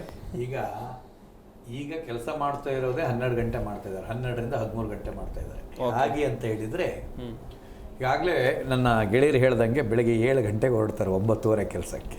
ಅಂದರೆ ಬೆಳಗ್ಗೆ 2 ಗಂಟೆ, ಸಂಜೆ 2 ಗಂಟೆ, 4 ಗಂಟೆ ಎಗ್ರೋಯ್ತು. 4 ಗಂಟೆನೂ ಕೆಲಸದ ಲೆಕ್ಕನೇ ಆಯಿತು. ಮತ್ತು ಅದು ಕೆಲಸದಕ್ಕಿಂತನೂ ಸ್ಟ್ರೆಸ್ ಜಾಸ್ತಿ ಈ ಇದರಲ್ಲಿ. ಆಲ್ರೆಡಿ 14 ಗಂಟೆ ಮಾಡ್ತಾ ಇದ್ದಾರೆ. ಮತ್ತು ಇವರ ಈ ನಿರ್ಣಯ ನಾನು ಹೇಳೋದಂದ್ರೆ, ನನ್ನ ಉಡಿ ಚಿನ್ನಿಯವರು ಹೇಳ್ದಾಗೆ ಸಾಕಷ್ಟು ವಿಷಯಗಳಿದೆ, ಅದ್ರ ಬಗ್ಗೆ ಗಮನ ಹರಿಸ್ತಾ ಈ ಸರ್ಕಾರಗಳು ಯಾವಾಗಲೂ ಒಂದು ಹುಣ್ಣು ಇಟ್ಕೊಂಡು ಕೆರ್ಕೊಳ್ಳೋಂಥ ಕೆಲಸ ಯಾಕೆ ಮಾಡ್ತಾರೋ ಗೊತ್ತಿಲ್ಲ. ಯಾಕೆಂದರೆ ಇದರಿಂದ ಇನ್ನೊಂದು ಪರಿಣಾಮ ಏನು ಬೀಳ್ತದೆ ಅಂದರೆ, ಈಗ 10 ಅವರ್ ಮಾಡೋದ್ರಿಂದ ಉದ್ಯೋಗ ಕಡಿತ ಆಗ್ತದೆ. ಉದ್ಯೋಗ ಕಡಿತ ಆದಾಗ ನಿರುದ್ಯೋಗಿಗಳ ಸಂಖ್ಯೆ ಜಾಸ್ತಿ ಆಗ್ತದೆ. ಇವರು ಪ್ರೆಸರ್ ಅಂತೂ ಬಿಡಿ, ಇವರು ಟ್ರಾಫಿಕ್ ಸೆನ್ಸಿಗೆ ಅದು ಹೆಂಗಿದ್ರು ಬಂದೇ ಬರ್ತದೆ. ಅದರಲ್ಲಿ ಉದ್ಯೋಗ ಕಡಿತ ಆಗಿ 4 ಜನಕ್ಕೆ ಉದ್ಯೋಗ ಸಿಗೋದನ್ನ ತಪ್ಪಿಸ್ದಾಗ ಆಗ್ತದೆ. ಇದನ್ನು ನಾವು ಗಮನದಲ್ಲಿ ಇಟ್ಕೋಬೇಕಾಗ್ತದೆ. ಈಗಾಗಲೇ ಸರ್ಕಾರಗಳಿಗೆ ಒಂದು ಸರ್ಕಾರ ಬರ್ತದೆ 8 ಅವರ್ ಮಾಡ್ತದೆ, ಒಂದು ಸರ್ಕಾರ ಬರುತ್ತೆ 10 ಅವರ್ ಮಾಡುತ್ತೆ, ಇನ್ನೊಂದು ಸರ್ಕಾರ ಬರುತ್ತೆ 12 ಅವರ್ ಮಾಡುತ್ತೆ. ಅಂದರೆ ಇವರು ಕಾರ್ಮಿಕರನ್ನ ಆಟದ ವಸ್ತುವನ್ನಾಗಿ ನೋಡ್ತಾ ಇದ್ದಾರಾ, ಆಟದ ಗೊಂಬೆಗಳನ್ನಾಗಿ ಮಾಡ್ತಾ ಇದ್ದಾರಾ? ಒಂದೊಂದು ನಿಯಮನ ತರ್ತಿರಲ್ಲ ನೀವು. ಸರಿ, ಇದನ್ನು ಮಾಡ್ತಾ ಇದ್ದೀರಿ, ನಿಮ್ಮ ಬಾಯಿಂದ ಇದೊಂದು ಬರಲಿಲ್ಲ, 2 ಗಂಟೆ ಹೆಚ್ಚುವರಿಯಾಗಿ ನಾನು ಕೆಲಸ ಮಾಡಿಸ್ತೀನಿ ಅಂತ ಹೇಳಿದ್ರಿ. ಇದರ ಅರ್ಥ ಮೋಸ್ಟ್ಲಿ ಯಾವುದೋ ಒಂದು ಲಾಬಿಗೆ ನೀವು ಮಣದಂಗೆ ಕಾಣ್ತಾ ಇದೆ, ಯಾವುದೋ ಒಂದು ಲಾಬಿಗೆ ನೀವು ಮಣದಂಗೆ ಕಾಣ್ತಾ ಇದೆ. ಆದರೆ ನಿಮ್ಮ ಬಾಯಿಂದ ಬರಲಿಲ್ಲ, ನಾನು ಸಂಬಳವನ್ನು ಹೆಚ್ಚಿಸ್ತೀನಿ ಅನ್ನೋದು ನಿಮ್ಮ ಬಾಯಿಂದ ಬರಲಿಲ್ಲ, ವೇತನವನ್ನು ಹೆಚ್ಚಿಸ್ತೀನಿ ಅನ್ನೋದು ನಿಮ್ಮ ಬಾಯಿಂದ ಬರಲಿಲ್ಲ. ಸಮಯನ ಹೆಚ್ಚಿಸ್ತೀನಿ, ಸಮಯವನ್ನು ಕಡಿಮೆ ಮಾಡ್ತೀವಿ. ನಾವೇನು ಆಟದ ಗೊಂಬೆ ಆಗಿದ್ದೀವ ಕಾರ್ಮಿಕರು? ನೀವು ಒಂದು ಉದ್ಯೋಗವನ್ನು ಸೃಷ್ಟಿ ಮಾಡಬೇಕಾದವರು ನಿರುದ್ಯೋಗವನ್ನು ಸೃಷ್ಟಿ ಮಾಡಲಿಕ್ಕೆ ಹೊರಟಿದ್ದೀರಿ ಅಂತ ಹೇಳಿ ನಿಮ್ಮ ಮೇಲೆ ನೇರವಾಗಿ ಆರೋಪ ಮಾಡಿದ್ರು ತಪ್ಪಾಗಲಿಕ್ಕಿಲ್ಲ. ಮತ್ತೊಂದಾಗಿ ಈಗಾಗಲೇ ನಾನು ಹೇಳಿದ್ದೆ 12 ಅವರ್ ಡ್ಯೂಟಿನೇ ಇದು. 8 ಅವರು 10 ಅವರ್ ಡ್ಯೂಟಿನಲ್ಲ, ಇದು 12 ಅವರ್ ಡ್ಯೂಟಿನೇ. ನಾವೀಗ ಇಲ್ಲಿಂದ ಇಲ್ಲಿಗೆ ಬರುವಾಗ ಇಲ್ಲಿಗೆ ಬರಲಿಕ್ಕೆ 1.5 ಅವರ್ ತೊಗೊಂಡ್ವಿ ನಾವು. ಬರೀ ಎಷ್ಟು, 1-2 ಕಿಲೋಮೀಟರ್ 3 ಕಿಲೋಮೀಟರ್ ಇದೆ, ಅಷ್ಟು ತೊಗೊಳ್ಳಿಕ್ಕೆ ಅಷ್ಟು ಟ್ರಾಫಿಕ್ ಇದೆ. ಅದನ್ನು ಸರಿ ಮಾಡಬೇಕಾದ ನೀವು ಅದ್ರ ಕಡೆ ಗಮನವನ್ನು ಕೊಡದೆ ಇವರಿಗೆ 2 ಅವರ್ ಜಾಸ್ತಿ ಮಾಡ್ತೀನಿ, 2 ಅವರ್ ಕಡಿಮೆ ಮಾಡ್ತೀನಿ ಅಂತ ಹೇಳ್ತಾರೆ. ಮತ್ತೆ ಕೆಲವರು ಈಗ ನಮ್ಮ ಹೋಟೆಲ್ ಸಂಘದವರು, ಈಗ ನಾವೆಲ್ಲ ಹೋಟೆಲ್ ಮಾಡ್ಕೊಂಡೇ ಬಂದವರು, ನಮಗದು ಒಳ್ಳೇದು. ಏನಂತ ಹೇಳಿದರೆ 2 ಶಿಫ್ಟಲ್ಲೇ ಮುಗ್ದೋಗ್ಬಿಡುತ್ತೆ, 3 ಶಿಫ್ಟ್ ಆಗೋದು 2 ಶಿಫ್ಟಲ್ಲಿ ಮುಗ್ದೋಗುತ್ತೆ, ನಮಗೂ ಒಳ್ಳೇದು. ಆದರೆ ಮಾಲೀಕರಿಗೂ ಒಳ್ಳೇದು. ಕಾರ್ಮಿಕರಿಗೆ ಒಂದು ಕಾರ್ಮಿಕ ಅಲ್ಲಿ ಕೆಲಸ ಕಡಿಮೆ ಆಯಿತು. ಒಂದು ಪೀರಿಯಡಲ್ಲಿ ಏನು ಬರ್ತಾರೋ 5-6 ಜನ ಬರ್ತಾರೆ ಒಂದು ಶಿಫ್ಟ್ನಲ್ಲಿ. ಆ ಶಿಫ್ಟ್ನವರಿಗೆ ಕೆಲಸ ಇಲ್ದಿದ್ದಂಗೆ ಆಯಿತು. ಆವಾಗ ಉದ್ಯೋಗ ಕಡಿತ ಆಯಿತು. ಉದ್ಯೋಗ ಕಡಿತ ಆಗಿರೋದ್ರಿಂದ ಮಾಲೀಕರಿಗೆ ಲಾಭ ಆಗ್ತದೆ ಬಿಟ್ಟರೆ ಕಾರ್ಮಿಕರು ಮತ್ತು ಅದೇ ಮಾಲೀಕರ ಮಕ್ಕಳಿಗೆ ಕೆಲಸ ಇಲ್ದಿದ್ದಂಗೆ ಆಗುತ್ತೆ ಬೇರೆ ಕಡೆ. ಮಾಲೀಕರು ಓಕೆ, ಅದೇ ಮಾಲೀಕರ ಮಕ್ಕಳಿಗೆ ಬೇರೆ ಕಡೆ ಅವರು ಸಾಫ್ಟ್ವೇರಿಗೆ ಹೋದಾಗ ಅಲ್ಲಿ ಕೆಲಸ ಇಲ್ಲ. ಸೊ ಹಾಗಾಗಿ ಇದು ಅಸಂಬದ್ಧವಾಗಿದೆ. ಇದನ್ನು ಯಾವ ಕಾರಣಕ್ಕೂ ರೋಹಿಣಿ ಸಿಂಧೂರ್ ಅಂತ ಒಬ್ಬರು ಮಹಾನ್ ಅಧಿಕಾರಿ ಇದ್ದಾರೆ, ಅವರು ಇದನ್ನು ಬಹಳ ಕುಲಂಕುಷವಾಗಿ ನೋಡ್ತಾರೆ ಅಂತ. ಯಾಕಂದ್ರೆ ನಮ್ಮ ಗೆಳೆಯರೆಲ್ಲ ನಿನ್ನೆ ಸಭೆಗೆ ಹೋಗಿದ್ರು, ಹೋಗಿ ಅಲ್ಲಿ ಅದ್ರ ಬಗ್ಗೆ ಭಾಳ ಗಂಭೀರವಾಗಿ ಹೇಳಿದರೆ ಇದನ್ನ ಯಾವ ಕಾರಣಕ್ಕೂ ಮಾಡಬಾರ್ದು ಅಂತೇಳಿ ಇದನ್ನ ಪರಿಗಣನೆಗೆ ತಗೊಂಡು ಯಾವುದೇ ಕಾರಣಕ್ಕೂ ಈ ಕಾಯ್ದೆಯನ್ನು ಜಾರಿಗೆ ಬರಲಿಕ್ಕೆ ಅವಕಾಶವನ್ನು ಮಾಡಿಕೊಡ್ಬಾರ್ದು. ಬಂದಿದ್ದೇ ಹೌದಾದರೆ ಕರ್ನಾಟಕದಲ್ಲಿ ಎಲ್ಲ ಕಾರ್ಮಿಕರು ಕೂಡ ಹೇಳ್ಬೇಕಾಗತ್ತೆ, ಧ್ವನಿ ಎತ್ತಬೇಕಾಗತ್ತೆ. ಎಸ್, ಗಮನಿಸ್ತಾ ಇರ್ಬೋದು ವೀಕ್ಷಕರೇ, ಒಂದ್ ಕಡೆಯಲ್ಲಿ ಕಾರ್ಮಿಕ ಸಂಘಟನೆಯವರು ಹಾಗೇನೆ ವಿವಿಧ ಸಂಘಟನೆಯವರು ಮಾತನಾಡಿದ್ರು ಯಾವ ರೀತಿಯಾಗಿ ಸಮಸ್ಯೆಗಳು ಮುಂದಿನ ಹಂತದಲ್ಲಿ ಎದುರಾಗಬಹುದು ಅಂತೇಳಿ. ಮನಃಶಾಸ್ತ್ರಜ್ಞರಿಂದಲೇ ಕೂಡ ಒಂದಿಷ್ಟು ಮಾಹಿತಿಯನ್ನು ಪಡ್ಕೊಳ್ಬೇಕಿದೆ. ಒಂದ್ ಕಡೆಯಲ್ಲಿ ಮನುಷ್ಯ ಜಾಸ್ತಿಯಾಗಿ ಕೆಲಸ ಮಾಡಿದ್ರೆ ಆತನ ಮಾನಸಿಕ ಸಮಸ್ಯೆ ಏನಾಗಬಹುದು. ನಯನಾ ಪ್ರಸಾದ್ ಅವರೇ, ಗಮನಿಸ್ತಾ ಇದ್ರಿ, ಸರ್ಕಾರ ತೆಗೆದುಕೊಂಡಿರುವಂತ ನಿರ್ಧಾರ ಅಂತ ಹೇಳಿದ್ರೆ ತೆಗೆದುಕೊಳ್ಬೇಕು ಅಂದುಕೊಂಡಿರುವಂತ ನಿರ್ಧಾರದ ಬಗ್ಗೆ ಸಾಕಷ್ಟು ಟೀಕೆಗಳು ವ್ಯಕ್ತವಾಗ್ತಾ ಇದೆ. ಒಂದು ವೇಳೆ ತೆಗೆದುಕೊಂಡಿದ್ದೇ ಆದಲ್ಲಿ ಈಗ 9 ಗಂಟೆ ಕೆಲಸ ಮಾಡುವಾಗಲೇ ಮನುಷ್ಯನಿಗೆ ಸಾಕಷ್ಟು ಮಾನಸಿಕ ಸಮಸ್ಯೆಗಳು ಬರುತ್ತೆ ಅನ್ನುವಂಥ ರಿಪೋರ್ಟ್ಗಳು ಹೇಳುತ್ತವೆ. ಈಗ 12 ಗಂಟೆ ಅಥವಾ 10 ಗಂಟೆ ಕೆಲಸ ಮಾಡಿದರೆ ಏನೆಲ್ಲ ಸಮಸ್ಯೆ ಆಗಬಹುದು ಮೆಂಟಲಿ? ಹೌದು ಸರ್, ಮೆಂಟಲಿ ತುಂಬಾ ಪ್ರೆಷರ್ ಆಗೇ ಆಗುತ್ತೆ. ಈಗ ಸೈಕಾಲಜಿಕಲ್ ಪೇಪರ್ಸ್ ರಿಸರ್ಚ್ ಪ್ರಕಾರ 4 hours is equal to more errors ಅಂತ ಇದೆ. ನೀವು ಎಷ್ಟು ಲಾಂಗ್ ಅವರ್ಸ್ ನೀವು ಕೆಲಸ ಮಾಡ್ತೀರಾ ಅಷ್ಟು ಎರರ್ಸ್ ಎಫಿಷಿಯನ್ಸಿ ಕಮ್ಮಿ ಆಗ್ತಾ ಹೋಗುತ್ತೆ ಅಂತ. ಸೊ ನಾವೀಗ ಏನಾಗುತ್ತೆ ಅಂದರೆ, ಈಗ 9 to 10 hours ಒಬ್ಬ ಮನುಷ್ಯ ವರ್ಕ್ ಮಾಡ್ತಾ ಇದ್ದಾನೆ ಅಂದರೆ ಅವ್ನು ಕಂಪ್ಲೀಟ್ ಸ್ಟ್ರೆಸ್ಸಲ್ಲಿ ಇರ್ತಾನೆ ಬೆಳಗಿಂದ ಸಂಜೆವರೆಗೂ. ಈಗ ಮನಸ್ಸು ಹೆಂಗೆ ವರ್ಕ್ ಮಾಡುತ್ತೆ ಅಂದರೆ, ಈಗ ತನ್ನ ಒಂದು ದೈಹಿಕ ಶಕ್ತಿ ಎಷ್ಟಿದೆಯೋ ಅಷ್ಟು ಅದು ತಾನು ಕೆಲಸ ಮಾಡೋದಕ್ಕೆ ಹಂಚ್ಕೊಂಡಿರುತ್ತೆ. ಇದೆಲ್ಲ ಸಬ್ ಕಾನ್ಷಿಯಸ್ಲಿ ನಡೆಯುವಂಥ ಕ್ರಿಯೆ. ಇದು ತಾನು ಕಾನ್ಷಿಯಸ್ಲಿ ನಾನು ಹಿಂಗೆ ಮಾಡಬೇಕು ಅಂತ ಮಾಡ್ಕೊಳ್ಳೋದಲ್ಲ. ಸಬ್ ಕಾನ್ಷಿಯಸ್ಲಿ ಈಗ ಅದಕ್ಕೆ ಎಷ್ಟು, ಈಗ ಕೆಲವರು ಊಟ ಮಾಡಿರಲ್ಲ ಸರಿಯಾಗಿ, ಅವ್ರು ವರ್ಕ್ ಮಾಡೋ ಸ್ಥಳಗಳು ಹೆಂಗಿರುತ್ತೋ, ಬೆಂಕಿ ಅಂದರೆ ಹೀಟ್ ಜಾಸ್ತಿ ಇರುತ್ತೋ, ನಾಯ್ಸ್ ಜಾಸ್ತಿ ಇರುತ್ತೋ, ಸೊ ಅದರಿಂದ ಎಲ್ಲ ಅವರ ಒಂದು ಆರೋಗ್ಯ ಕಡಿಮೆ ಆಗ್ತಾ ಇರತ್ತೆ. ಈಗ ನೀವೇ ಆಗಲಿ ಸರಿಯಾಗಿ ಊಟ ಮಾಡ್ಕೊಂಡು ಬರ್ದೆ ಇಲ್ಲಿ ಕುತ್ಕೊಂಡು ಮಾತಾಡೋಕ್ಕಾಗತ್ತೆ, ಎಫಿಷಿಯನ್ಸಿ ಕಡಿಮೆ ಆಗುತ್ತೆ. ಅದೇ ನೀವು ಚೆನ್ನಾಗಿ ರೆಸ್ಟ್ ಇದ್ದು ಚೆನ್ನಾಗಿ ಊಟ ಮಾಡಿಕೊಂಡು ಬಂದು ಇಲ್ಲಿ ಕುತ್ಕೊಂಡ್ರೆ ನಿಮ್ಮ ಎಫಿಷಿಯನ್ಸಿ ಜಾಸ್ತಿ ಆಗುತ್ತೆ. ಸೊ ಅದೇ ಥರ ಇಲ್ಲಿ ಏನಾಗುತ್ತೆ, ನೀವು ಅವ್ರ ಆರೋಗ್ಯ, ಮಾನಸಿಕ ಆರೋಗ್ಯ, ಶಾರೀರಿಕ ಆರೋಗ್ಯ ಕಡಿಮೆ ಆಗ್ತಿದೆ ಅಂದ ತಕ್ಷಣ ಬ್ರೈನು ಪಾನಿಕಿಗೆ ಹೋಗ್ಬಿಡುತ್ತೆ, ಪಾನಿಕ್ ಮೋಡಿಗೆ ಹೋಗ್ಬಿಡುತ್ತೆ. ಪಾನಿಕ್ ಮೋಡಿಗೆ ಹೋದ ತಕ್ಷಣ ಅದೇನು ಮಾಡುತ್ತೆ, ಆಂಗ್ಸಿಟಿ ಎಲ್ಲ ಜಾಸ್ತಿ ಆಗುತ್ತೆ. ಇದು ಬೇಡ ಬೇಡ ಅಂದ್ರೂ ಬರುತ್ತೆ, ಆಂಗ್ಸಿಟಿ ಜಾಸ್ತಿ ಆಗುತ್ತೆ. ಸೊ ಅದರಿಂದ ಅವ್ರು ಕಂಪ್ಲೀಟ್ ಅವ್ರ ಹೆಲ್ತೇ ಪ್ರಾಬ್ಲಮಿಗೆ ಒಳಗಾಗತ್ತೆ. ಈಗ ಮದುವೆ ಊಟ ನಾವು ವಾರದಲ್ಲಿ ಕೊನೆ ಮಾಡ್ತೀವಿ ಅಂತ ಪ್ರತಿದಿನ 1 hour ಒಂದೊತ್ತು ಊಟ ಬಿಟ್ರೆ ಏನಾಗುತ್ತೆ, ವೇಟ್ ಲಾಸ್ ಆಗುತ್ತೆ. ಈಗ ಒಂದು ವಾರದ ಕೊನೆಯಲ್ಲಿ ನಾವು ಚೆನ್ನಾಗಿ ಊಟ ಮಾಡಿಬಿಡ್ತೀವಿ ಅಂದರೆ ವಾರ ಇಡೀ ಅದಾಗಲ್ಲ. ಅದೇ ಥರ ಶರೀರನೂ ಅಷ್ಟೇ, ಮಾನಸಿಕನೂ ಅಷ್ಟೇ. ಪ್ರತಿದಿನ ನೀವು ಎಷ್ಟು ಕೆಲಸ ಮಾಡ್ತೀರಾ, ನಿಮಗೆ ಎಷ್ಟು ರೆಸ್ಟ್ ಬೇಕು, ನಿಮ್ಗೆ ಎಷ್ಟು ಊಟ ಮಾಡ್ತೀರಾ, ಅದೇ ಅದೊಂದು ರಿದಮಿಕ್ ಆಗಿ ಹೋಗ್ತಾ ಇರಬೇಕು. ಇಲ್ಲ ಅಂದರೆ ಆ ಉಸಿರಾಟದ ಲೆವೆಲ್ಲು ಹೆಚ್ಚು ಕಡಿಮೆ ಆಗ್ತಾ ಹೋಗುತ್ತೆ, ಸ್ಟ್ರೆಸ್ಸಿಗೆ ಒಳಗಾಗ್ತಾರೆ. ಅವರ ಒಂದು ಕ್ರಿಟಿಕಲ್ ಥಿಂಕಿಂಗ್, ಡಿಸಿಷನ್ ಮೇಕಿಂಗ್, ಅವರ ಒಂದು ಕಂಪ್ಲೀಟ್ ಎಫಿಷಿಯನ್ಸಿ ರೆಡ್ಯೂಸ್ ಆಗುತ್ತೆ. ಎಸ್ ಎಸ್, ಗಮನಿಸ್ತಾ ಇರ್ಬೋದು ವೀಕ್ಷಕರೇ, ಮನುಷ್ಯನ ಮಾನಸಿಕತೆಯಲ್ಲಿ ಏನೆಲ್ಲ ಬದಲಾವಣೆ ಆಗಬಹುದು ಹೆಚ್ಚುವರಿ ಕೆಲಸ ಮಾಡೋದ್ರಿಂದ ಎನ್ನುವುದಾಗಿ ಸೈಕಾಲಜಿಸ್ಟ್ ಹೇಳ್ತಾ ಇದ್ರು. ಸುಹಾಸ್ ಅಡಿಗ ಅವರನ್ನ ಮಾತನಾಡಿಸ್ತಾ ಹೋಗೋಣ. ಸುಹಾಸ್ ಅಡಿಗ ಅವರೇ, ITBT ಸೆಕ್ಟರ್ ಅಂತ ಹೇಳಿದ್ರೆ ಸಾಕಷ್ಟು ಉದ್ಯೋಗಿಗಳು ಅಲ್ಲಿ ಪ್ರೆಷರಲ್ಲೇ ಕೆಲಸ ಮಾಡ್ತಾ ಇರ್ತಾರೆ, ಸಾಕಷ್ಟು ಟಾಸ್ಕ್ಗಳಿರುತ್ತೆ ಅವರಿಗೆ. ಅದಲ್ಲದೆ ಮ್ಯಾನೇಜರ್ಗಳ ಕಿರುಕುಳ ಎನ್ನುವಂಥ ದೊಡ್ಡ ದೊಡ್ಡ ಆರೋಪಗಳನ್ನು ನಾವು ಪದೇ ಪದೇ ಕೇಳ್ತಾ ಇರ್ತೀವಿ. ಅಂಥದ್ರಲ್ಲಿ 9 ರಿಂದ 10 ಗಂಟೆ ಅಂತ ಹೇಳಿದ್ರೆ ಹೆಂಗ್ ಸರ್ ಇದು ಅಂತೇಳಿ? ಸೊ ಇದರಲ್ಲಿ ಹೇಳಲಿಕ್ಕೆ ಅಂತ ಇರೋದು ಅಂತ ಹೇಳಿದರೆ, ಇದು 10 ಗಂಟೆ ಅಲ್ಲ 12 ಗಂಟೆ ವರ್ಕಿಂಗ್ ಅವರ್ಸ್ ಮೂವ್ ಏನಿದೆ ಇದು ಮಾಡಲಾಗಿದೆ. ಅಂದರೆ working hours, maximum working hours ಏನಿದೆ ಈಗ 12 ಗಂಟೆ ಆಗಿ ಶಿಫ್ಟ್ ಮಾಡಲಿಕ್ಕಾಗಿದೆ. ಸೊ ಅಂದರೆ ಎಂಪ್ಲಾಯೀಸನ್ನು ಅಂತ ಬೈ ಲಾ 12 ಗಂಟೆವರೆಗೆ ಕೆಲಸ ಮಾಡಿಸ್ಲಿಕ್ಕೆ ಆಗುತ್ತೆ ಅಂತ ಹೇಳುವುದು.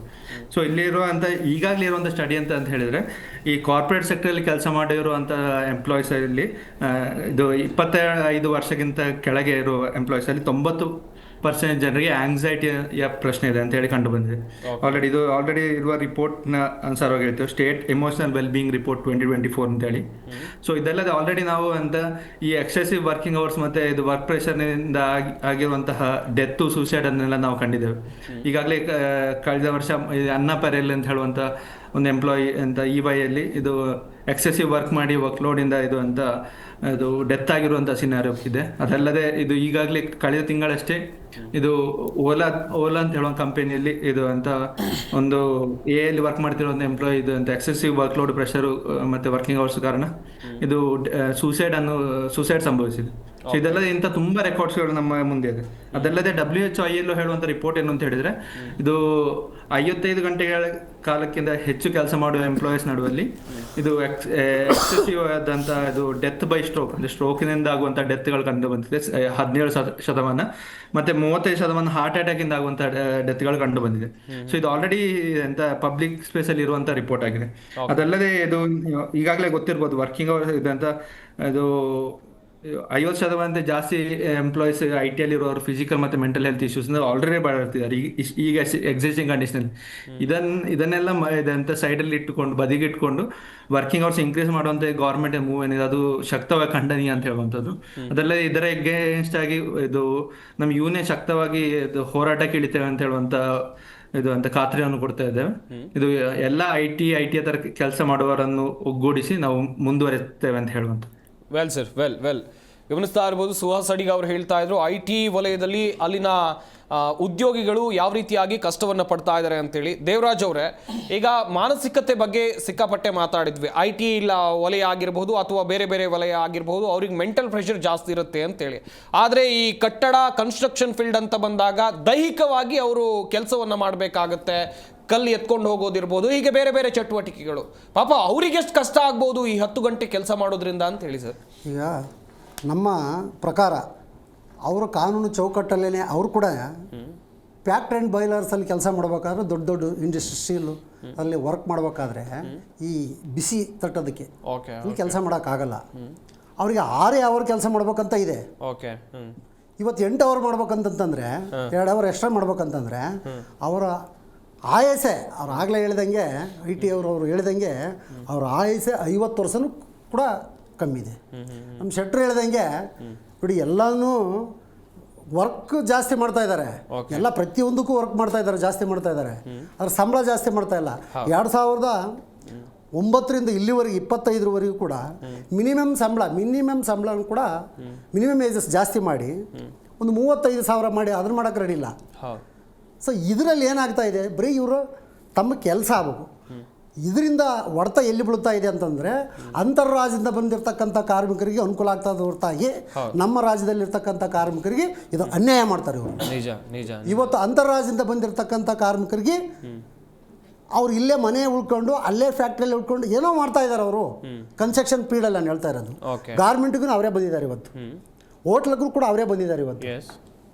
ಸೊ ಅಂತಾರಾಜ್ಯ ಕಾರ್ಮಿಕರಿಗೋಸ್ಕರ ಇವರು ಇದನ್ನೊಂದು ಈ ಕಾನೂನು ತಿದ್ದುಪಡಿ ಮಾಡೋಂಥ ಕೆಲಸ ಇವತ್ತು ಇವರು ಮಾಡ್ತಾ ಇದ್ದಾರೆ. ಇದರ ಸಂಪೂರ್ಣವಾಗಿ ನಾವು ವಿರೋಧ ಮಾಡ್ತಾ ಇದ್ದೀವಿ. ಇದು ಯಾವುದೇ ಕಾರಣಕ್ಕೂ ಆಗಬಾರ್ದು.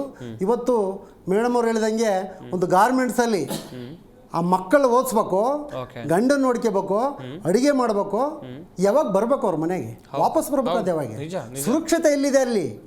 ಆ ಗಾರ್ಮೆಂಟ್ಸಲ್ಲಿ ಕೂಡ ಸುರಕ್ಷತೆ ಇಲ್ಲ, ಕಂಪನಿಗಳಲ್ಲಿ ಕೂಡ ಇಲ್ಲ. ಕಂಪನಿಗಳಲ್ಲಿ ಕೂಡ ಅವ್ರಿಗೆ ಸುರಕ್ಷಿತವಾದಂಥ ಜಾಗಗಳಿಲ್ಲ. ಸೊ ಈ 2 ಅವರ್ ಜಾಸ್ತಿ ಆದರೆ ಮತ್ತೆ ಅವ್ರಿಗೆ ಅನನುಕೂಲವಿದೆ, ಅನುಕೂಲ ಮಾತ್ರ ಸಾಧ್ಯನೇ ಇಲ್ಲ. ಒಂದಿನ ನೀವು ರಜಾ ಕೊಡ್ತೀವಿ ಅಂತ ಹೇಳಿದ್ರೆ ಒಂದಿನ ರಜದಿಂದ ಇವರಿಗೆ ಇಡೀ ದಿವಸ ಹಿಂದೆ ತಾವು ಕೇಳಿರ್ಬೋದು, ಎಲ್ಲ ದುಡಿಯೋ ವರ್ಗದಲ್ಲಿ ದುಡಿಯೋ ಜೀತದ ಆಳ ಥರ ಏನು ದುಡಿಸಂತ ಇದ್ರು ಅಂಥ ಕಾಯ್ದೆಗಳು ಇವತ್ತು ತರ್ತಾ ಇದ್ದಾರೆ. ನಮ್ಮ ಊಡಿಯವರು ಹೇಳಿದಂಗೆ ನಾವು ಕೂಡ ಹೇಳೋದಷ್ಟೇ, ಇದೇನು ಬಾಬಾ ಸಾಹೇಬ್ ಅಂಬೇಡ್ಕರ್ಗೆ ತಂದಿರತಕ್ಕಂಥ ಕಾನೂನಿಗೆ ಇವರು ಅಪಮಾನ ಮಾಡ್ತಾರಂತ ಹೇಳಕ್ಕೆ ನಾವು ಬಯಸ್ತಾ ಇದ್ದೀವಿ. ನಮ್ಮ ಟ್ರೇಡ್ ಯೂನಿಯನ್ ಅವರು ಎಲ್ಲರೂ ಕೂಡ ಇದನ್ನು ನಾವು ಹೋರಾಟ ಮಾಡ್ತಾ ಇದ್ದೀವಿ.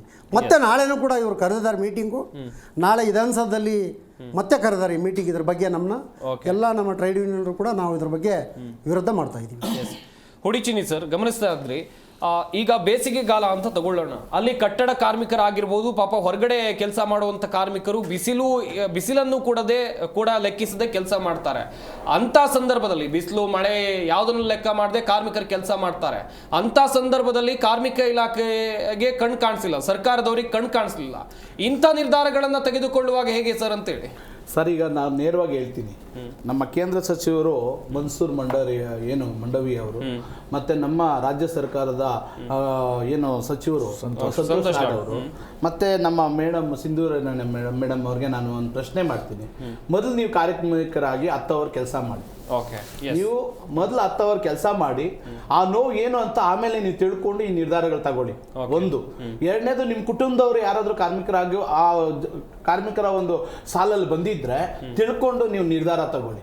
ಯಾಕೆಂದ್ರೆ ಈ ಪರಿಸ್ಥಿತಿ ಯಾವ ರೀತಿ ಆಗ್ತಾ ಇದೆ ಅಂದ್ರೆ ಒಂದೇ ರೀತಿ ಕಾರ್ಮಿಕರಿಗೆ ನೋವಾಗಲ್ಲ ಸರ್. ಇದು ಪ್ರತಿಯೊಬ್ಬ ಏನು ಇವತ್ತು ಪೌರ ಕಾರ್ಮಿಕರಿಂದ ಹಿಡಿದು ಹೈಯರ್ ಆಫೀಸರ್ಸ್ ಏನೋ AC ಸಾಫ್ಟ್ವೇರ್ ಇಂಜಿನಿಯರ್ಗಳವರೆಗೂ ಇಡೀ ಸರ್ಕಾರದ ಉದ್ಯಮಿಗಳವರೆಗೂ ಎಲ್ರಿಗೂ ಸಮಸ್ಯೆ ಆಗುತ್ತೆ. ಇದು ಎಲ್ರಿಗೂ ನೋವಾಗುತ್ತೆ. ಮತ್ತೆ ಸರ್ಕಾರಿ ಉದ್ಯಮಿಗಳು ಇದು ಸರ್ಕಾರ ನಿರ್ಧಾರ ತಗೊಂತದಂದ್ರೆ ಸರ್ಕಾರಿ ಉದ್ಯಮಿಗಳ ಟೈಮ್ ಸರಿಯಾಗಿ ಕೆಲಸ ಮಾಡಲ್ಲ ಸರ್. ಅವ್ರು ಇಷ್ಟ ಬಂದಾಗ ಟೈಮ್ಗೆ ಹೋಗ್ತಾರೆ, ಅವ್ರು ಇಷ್ಟ ಬಂದಾಗ ಹೋಗ್ತಾರೆ. ಅದಕ್ಕೆ ಈ ಸರ್ಕಾರ ನಿರ್ಧಾರ ತಗೊಂತ ಇದೆ ಅಂತ ನಾನು ನೇರವಾಗಿ ವಿರೋಧ ಮಾಡ್ತೀನಿ. ಸರ್ಕಾರದ ಉದ್ಯಮಿಗಳು ಸರಿಯಾದ ರೀತಿಯಲ್ಲಿ ಕೆಲಸಗಳು ನಿರ್ವಹಿಸ್ತಾ ಇಲ್ಲ. ಹಾಸ್ಪಿಟಲ್ ಆಗಲಿ, ಆಫೀಸ್ಗಳಾಗ್ಲಿ, ಯಾವುದೇ ಒಂದು ಸರ್ಕಾರದ ಕೆಲಸಗಳು ಮಾಡ್ತಾ ಇಲ್ಲ. ಆ ಒಂದು ನಿಟ್ಟಿನಲ್ಲಿ ನಾನು ಸರ್ಕಾರಿ ಅಧಿಕಾರಿ ಕೆಲಸದಲ್ಲಿ ನಾ ಇಷ್ಟ ಬಂದಾಗ ಹೋಗ್ಬೋದು. ಆದ್ರೆ ಸಾಮಾನ್ಯ ಪರಿಸ್ಥಿತಿ ಜನರಿಗೂ ಅದೇ ಇರ್ಬೇಕಲ್ಲ ಸರ್. ಅದೇ ಒಂದು ಟೈಮ್ ಪ್ರಕಾರ ಹೋಗಿಲ್ಲ ಅಂದ್ರೆ ಅವನು ಅರ್ಧ ದಿನ 2 ಅವರ್ OT ಕಟ್ ಮಾಡ್ತಾರೆ, ಸಂಬಳ ಕಟ್ ಮಾಡ್ತಾರೆ. ಈಗಾಗಲೇ ನಮ್ಮ ರಾಜ್ಯದ ಜನತೆಗೆ ಕೆಲಸ ಸಿಗ್ದಿರಾ ಹೆಣ್ಮಕ್ಳಿಗೆ ನಿಜವಾಗ್ಲೂ ಎಲ್ಲರನ್ನು ಹೊರಗಡೆ ಹಾಕ್ತಾ ಇದ್ದಾರೆ. ನಮ್ಮ ಕನ್ನಡಿಗರನ್ನು ಹೊರಗಡೆ ಹಾಕಿ ನೇಪಾಳ ಹೊರ ರಾಜ್ಯದಿಂದ ಬಂದವ್ರಿಗೆ ಅವ್ರು 10,000 ಸಂಬಳ ಕೊಡ್ತಾ ಇದ್ದನ್ನ ಇವ್ರು 3,000 4,000 ಸಂಬಳ ಕೆಲಸ ಮಾಡ್ತಾ ಇದ್ದಾರೆ. ಹೆಣ್ಮಕ್ಳು ನಿಜವಾಗ್ಲೂ ಬೀದಿಗೆ ಬರ್ತಾ ಇದಾರೆ. ಈ ಮೊದಲು ಗಂಡ್ಮಕ್ಳು ದುಡಿತಾ ಇದ್ರು ಅನ್ನೋ ಧೈರ್ಯ ಇತ್ತು. ಇವಾಗ ಗಂಡ್ಮಕ್ಳು ಮನೇಲಿ ಕೂತ್ಕೊಂತಾರೆ, ಹೆಣ್ಮಕ್ಳು ದುಡಿತಾ ಇದ್ರು. ಅವ್ರಿಗೂ ಇವಾಗ ಕಡಿವಾಣ ಹಾಕಿದ್ದಾರೆ. ಅವ್ರು ಬದುಕೋದಕ್ಕೂ ತೊಂದರೆ ಆಗ್ತಾ ಇದೆ. ಅವ್ರಿಗೆ ಎಲ್ಲಾ ರೀತಿಯಲ್ಲೂ ಸಮಸ್ಯೆಗಳು ಉಂಟಾಗಿದೆ. ಎಷ್ಟೋ ಜನ ಕಣ್ಣೀರು ಹಾಕೊಂತಾರೆ, ಅಣ್ಣ ಇಷ್ಟು ಜನ ಕನ್ನಡಿಗರನ್ನು ಹೊರಗಡೆ ಹಾಕ್ಬಿಟ್ರು, ಇಷ್ಟು ಜನ ಕಾರ್ಮಿಕರನ್ನ ಹೊರಗಡೆ ಹಾಕ್ಬಿಟ್ರು, ನಮ್ಮ ಸಮಸ್ಯೆ ಈ ತರ ಪರಿಸ್ಥಿತಿ ಈ ತರ ಆಗ್ಬಿಟ್ಟು ಬೇರೆಯವ್ರನ್ನ ತಗೊಂಡ್ಬಿಟ್ಟಿದ್ದಾರೆ. ಎಲ್ಲಾ ರೀತಿಯಲ್ಲಿ ಚಾಲಕರಿಂದ ಹಿಡಿದು ಎಲ್ಲಾ ಕಾರ್ಮಿಕ ವರ್ಗದವ್ರಿಗೆ ಇವತ್ತು ನಮ್ಮ ನಾಡಲ್ಲಿ ಯಾವುದೇ ರೀತಿ ನ್ಯಾಯ ಸಿಗ್ತಾ ಇಲ್ಲ. ಈ ಸರ್ಕಾರದವ್ರಿಗೆ ಏನು ಕಣ್ಣಿದೆಯೋ ಇಲ್ಲೋ ಗೊತ್ತಿಲ್ಲ.